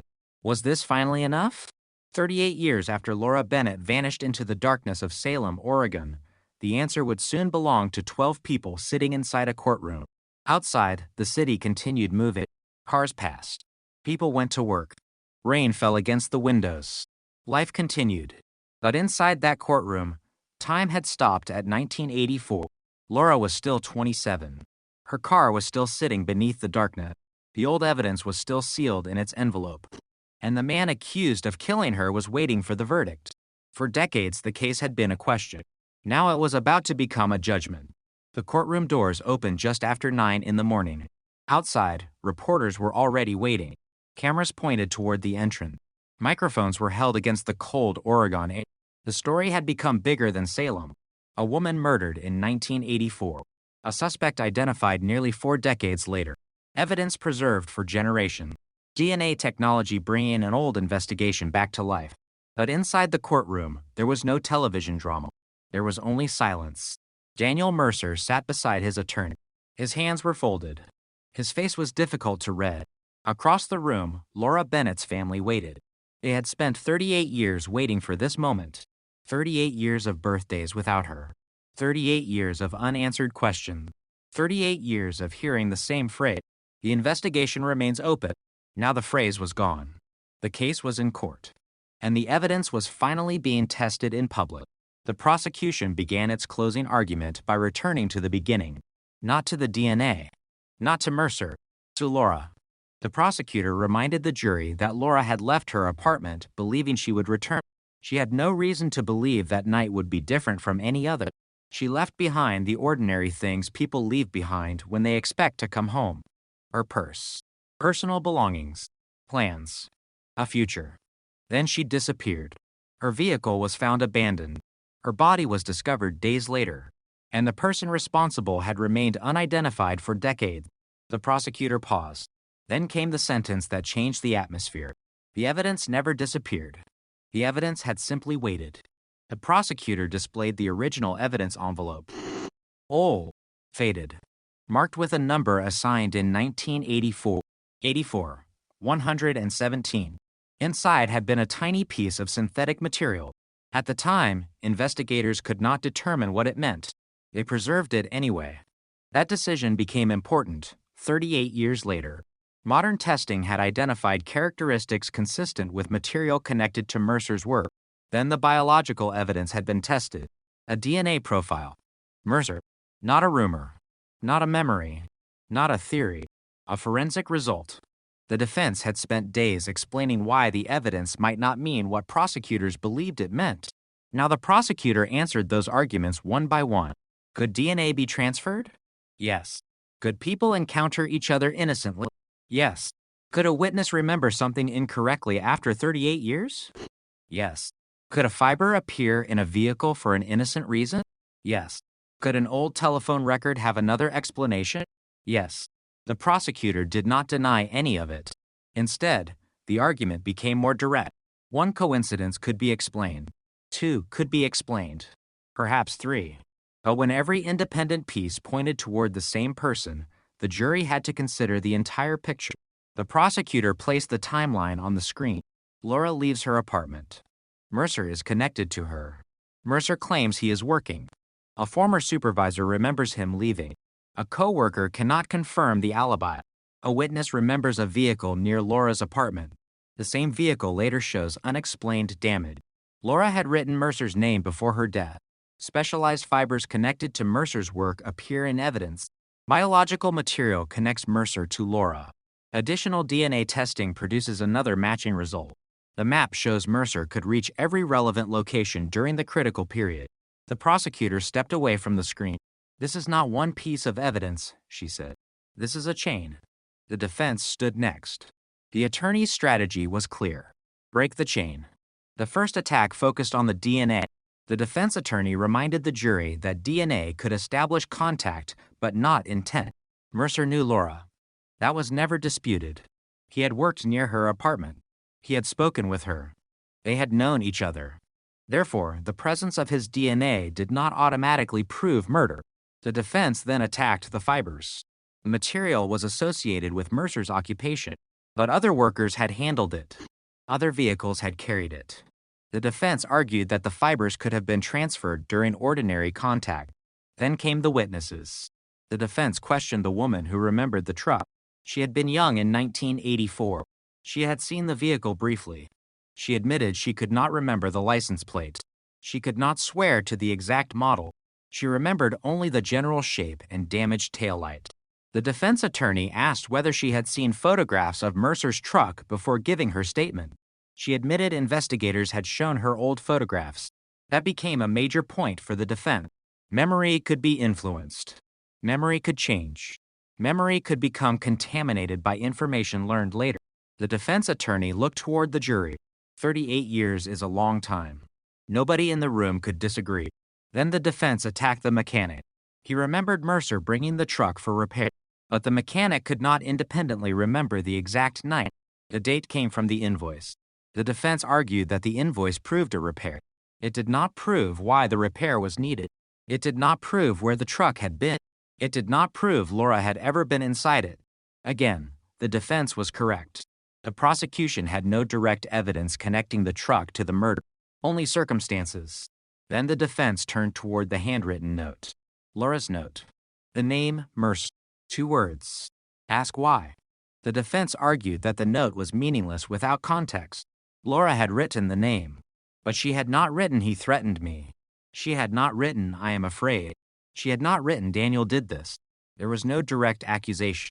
The note could have referred to business, money, work, a personal disagreement, anything. The defense attorney held up the photograph of the note. Words without context are not proof of murder. The prosecutor did not object, because the argument was fair. The case had weaknesses. Everyone knew it. There was no eyewitness to the killing, no confession, no murder weapon, no video, no complete timeline. The prosecution was asking the jury to connect circumstances. The defense was asking them to doubt those connections. That was the entire battle. Not whether Mercer had known Laura. He had. Not whether his DNA was present. It was. Not whether his truck had been damaged. It had. Not whether his original alibi was questionable. It was. The question was whether those facts formed a sufficiently reliable picture of what happened. Then the prosecution made one final move. The medical examiner was recalled. The doctor had reviewed the original autopsy and modern forensic finding. The prosecutor asked about the biological material. The doctor explained where it had been recovered. The location was significant. The defense had described innocent transfer, but the location was not random. The biological material had been recovered from an area associated with the assault. The doctor explained that the evidence was consistent with direct contact, not absolute proof of the sequence, but strong evidence of contact under circumstances that required explanation. The defense objected to the interpretation. The judge allowed the testimony. The doctor continued. There was no evidence suggesting that the material had been deposited there through an unrelated event. The prosecution asked one final question. Is the evidence consistent with the conclusion that Mr. Mercer had physical contact with Miss Bennett during the events surrounding her death? The doctor answered carefully. Yes. The courtroom became silent. That single answer changed the weight of the DNA evidence. It was no longer merely a biological connection. It was evidence connected to the circumstances of the fatal encounter. The defense attorney stood again. He asked whether the doctor could determine the exact time of transfer. No. Could the doctor determine whether the contact was intentional? No. Could the doctor state that the DNA itself proved murder? No. The defense sat down. The limitations remained. But so did the evidence. The jury received the instruction. They were told that the burden belonged entirely to the prosecution. They were told that suspicion was not enough. They were told that they must reach a verdict based on evidence. Then they left. The courtroom doors closed. Laura's family remained seated. Mercer remained seated. The lawyers waited. Outside, reporters watched the hallway. Nobody knew how long deliberations would take. An hour. 6 hours. A day. Several days. The jury entered the deliberation room with a case nearly 4 decades old. Inside the room were photographs from 1984, evidence reports, DNA results, Maps. Witness testimony.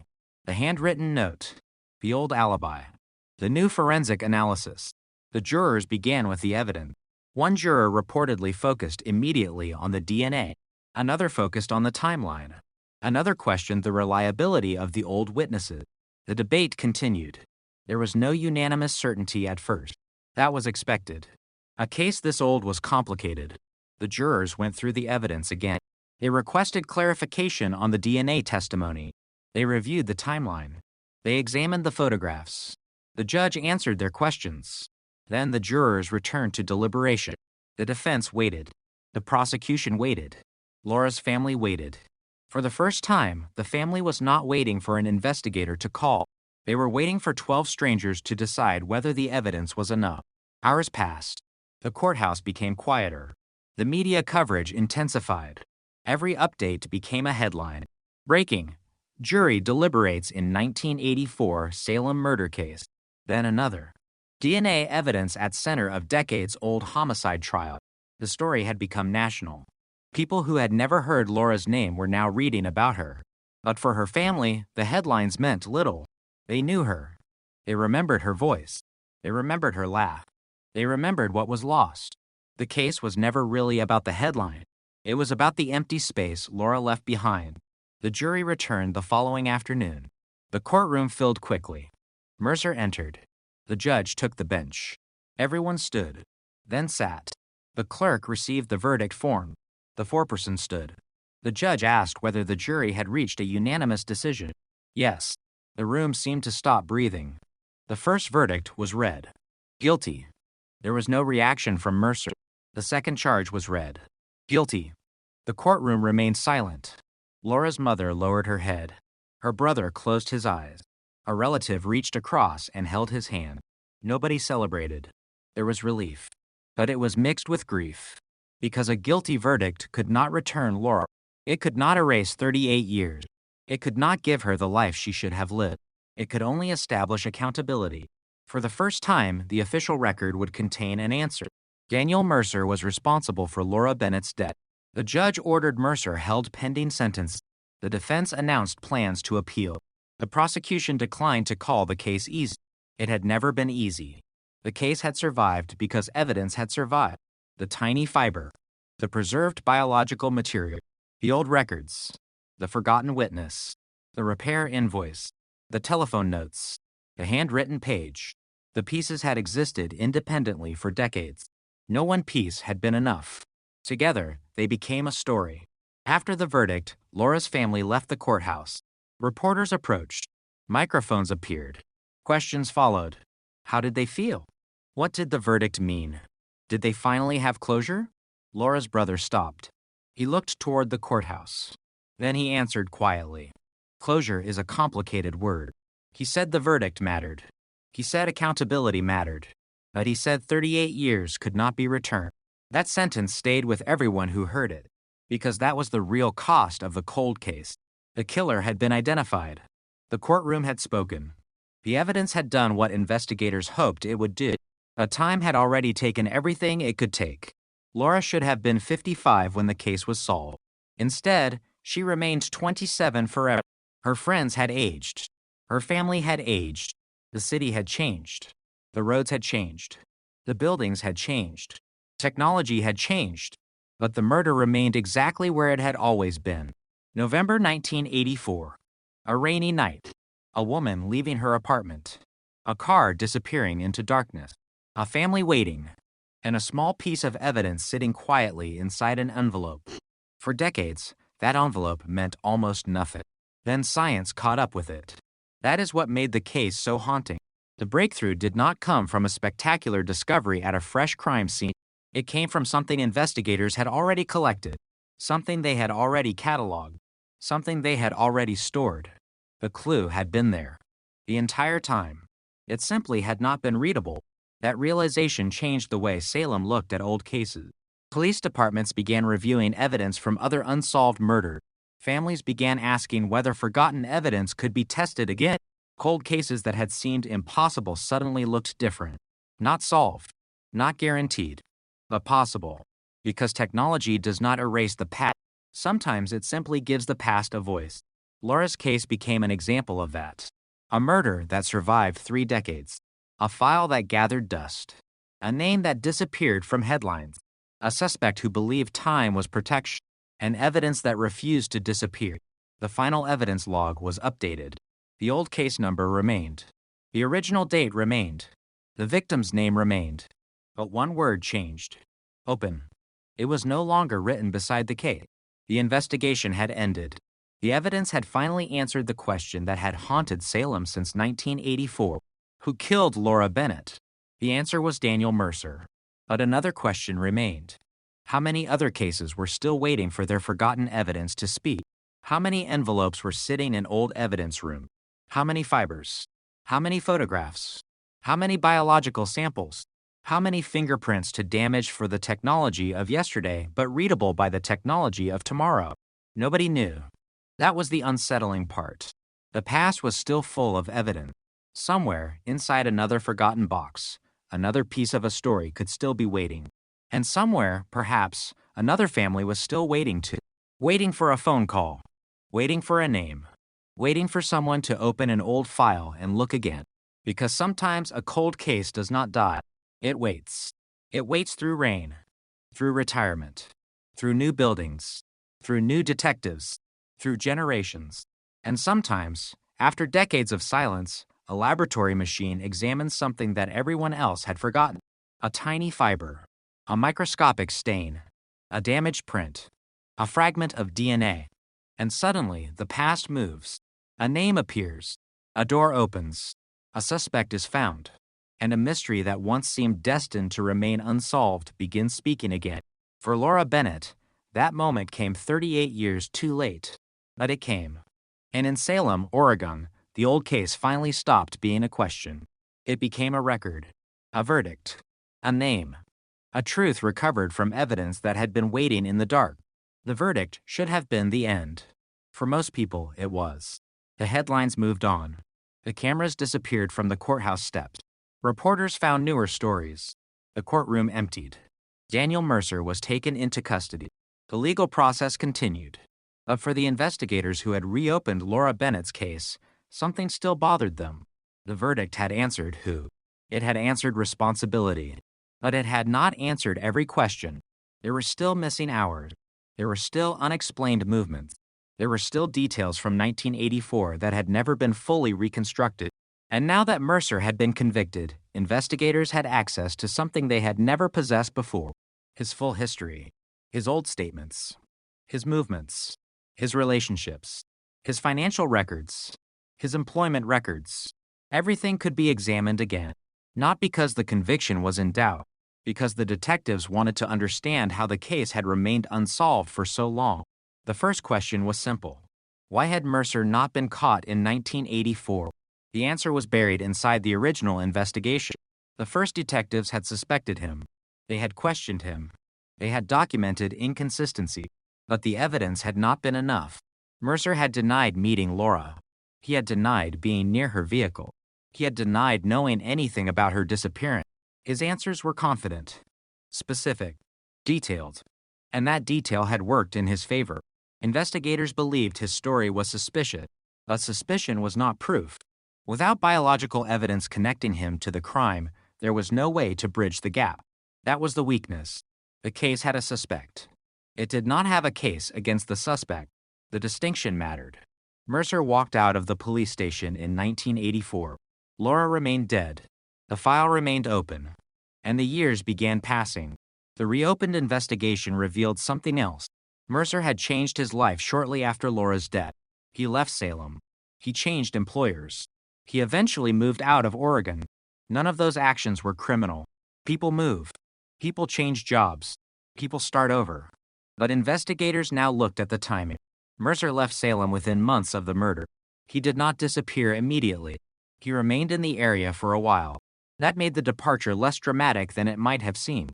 But the detectives noticed something. He had sold his truck. The same truck associated with the damaged taillight. The vehicle disappeared from his records. Investigators traced it. The truck had been sold to another man. That man was located. He was elderly. He remembered purchasing the vehicle. He did not know its history. He had used it for several years. Then he sold it again. The vehicle was eventually scrapped. Nothing remained. But the paper trail confirmed one thing. Mercer had gotten rid of the truck shortly after the murder. The defense had previously argued that the truck damage was meaningless. Now investigators understood why it had mattered. It was not proof by itself, but it was another unexplained event surrounding the same period. The detectives then revisited the phone calls. Laura had received several calls connected to a business Mercer had access to. The original investigators had never established who made those calls. Modern records could not recreate the conversation, but an old employee remembered Mercer using the phone repeatedly during the weeks before Laura's death. The employee had assumed Mercer was calling suppliers. He had no reason to think otherwise. But when investigators showed him Laura's name, his memory shifted. He remembered Mercer asking whether someone was at home. The employee could not remember exactly when, but he remembered the question. That mattered. It suggested Mercer may have been monitoring Laura's movements. Again, investigators had to be careful. A memory after 38 years was not perfect, but the new information fit the existing timeline. Mercer knew when Laura was home. He knew when she left. He knew where she lived. He had access to a phone connected to her, and he had been around her before the murder.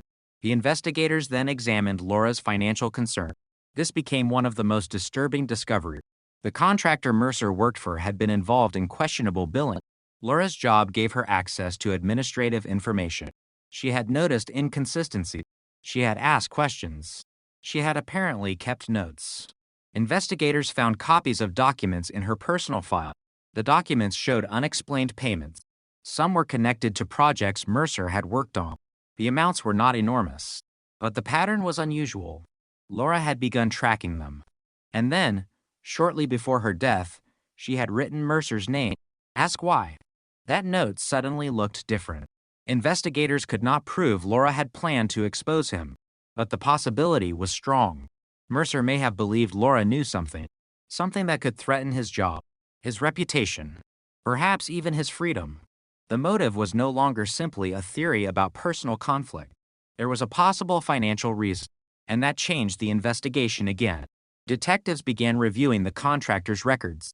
Several employees had left around the same period. One had been fired. Another had moved away. Another had died. The company itself no longer existed, but the archived financial records remained. They revealed discrepancies, payments that did not match invoices that had been altered, dates that did not align, names that appeared repeatedly. Mercer was not the only person involved. That became important. The murder might have been connected to more than one person. The detectives searched for anyone else who could have benefited from Laura's silence. Several names emerged, but none had the same connection to the physical evidence. None had the DNA. None had the questionable alibi. None had been placed near Laura's apartment that night. Mercer remained at the center. The detectives then returned to the crime scene, not the modern landscape, the 1984 landscape. They used archived aerial photographs, old property maps, road records, utility plans. They reconstructed the area as it had looked that night. The location where Laura was found had been darker and more isolated than it appeared today. There had been fewer homes, less traffic, fewer lights. A person could have driven there without attracting attention. That mattered. The killer did not need extraordinary planning. The geography itself provided protection. The detectives calculated travel times from Mercer's workplace, from Laura's apartment, from the abandoned vehicle, from the location where the body was found. The distances aligned. Mercer could have made the journey. That did not prove he did, but the timeline remained possible. Then investigators discovered something else. A former resident remembered hearing a vehicle late that night. The witness had been interviewed in 1984, but had never been asked about the sound. The person remembered a truck engine, a vehicle stopping briefly, then leaving. The witness could not identify the truck, but the timing matched the estimated window. The detective added the statement to the case reconstruction. The pattern was becoming remarkably consistent. A truck near Laura's apartment. A truck with a damaged taillight. Mercer connected to that truck. Mercer leaving work earlier than claimed. Mercer connected to Laura. Mercer's DNA on evidence from the fatal encounter. And a vehicle route consistent with the crime. The detectives could now explain much of the night. But one thing still bothered them. Laura's car. Why had Mercer left it where it was found? If he had killed Laura, why not hide the vehicle? Why abandon it in a location where police would eventually find it? The answer came from the physical evidence.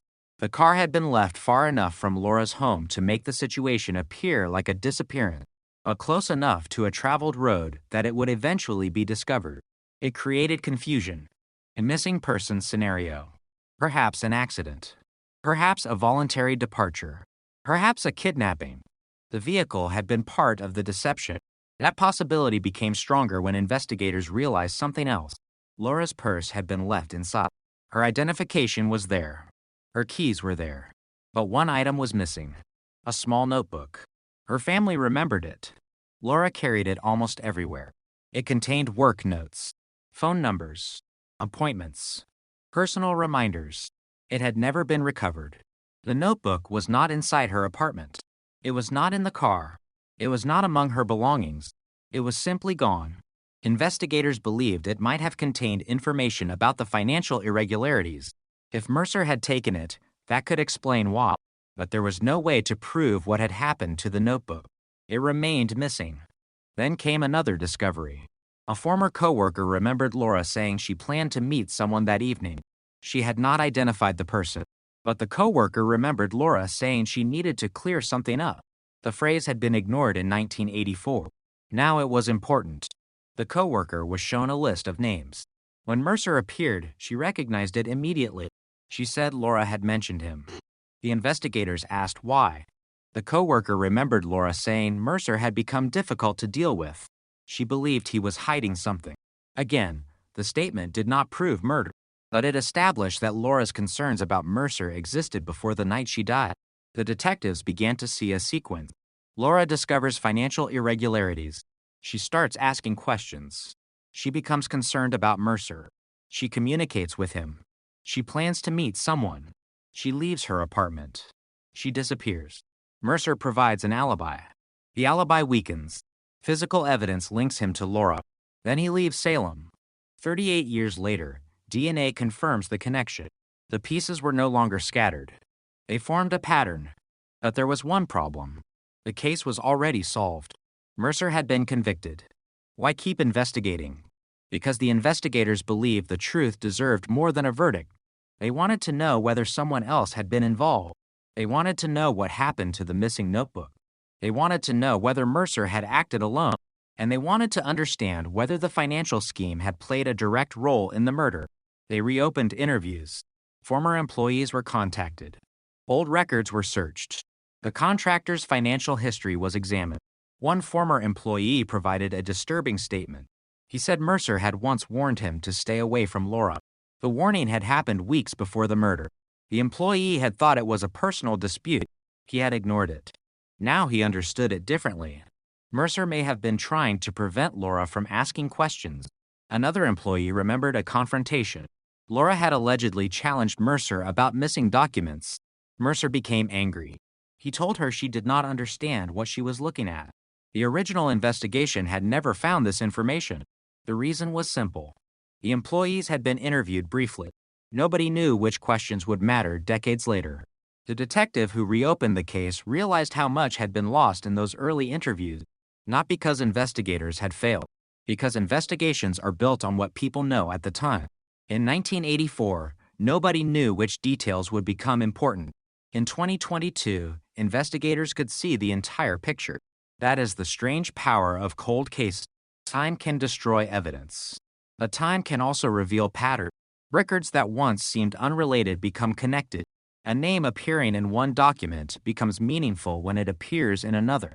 A forgotten witness becomes important when modern forensic evidence points in the same direction. A fiber becomes valuable when science can finally identify its characteristic. And a decades-old DNA sample can suddenly turn a suspect into a defendant. The investigators continued digging. Then they found a document that changed the motive. It was a financial statement. Mercer had received an unexplained payment shortly before Laura's death.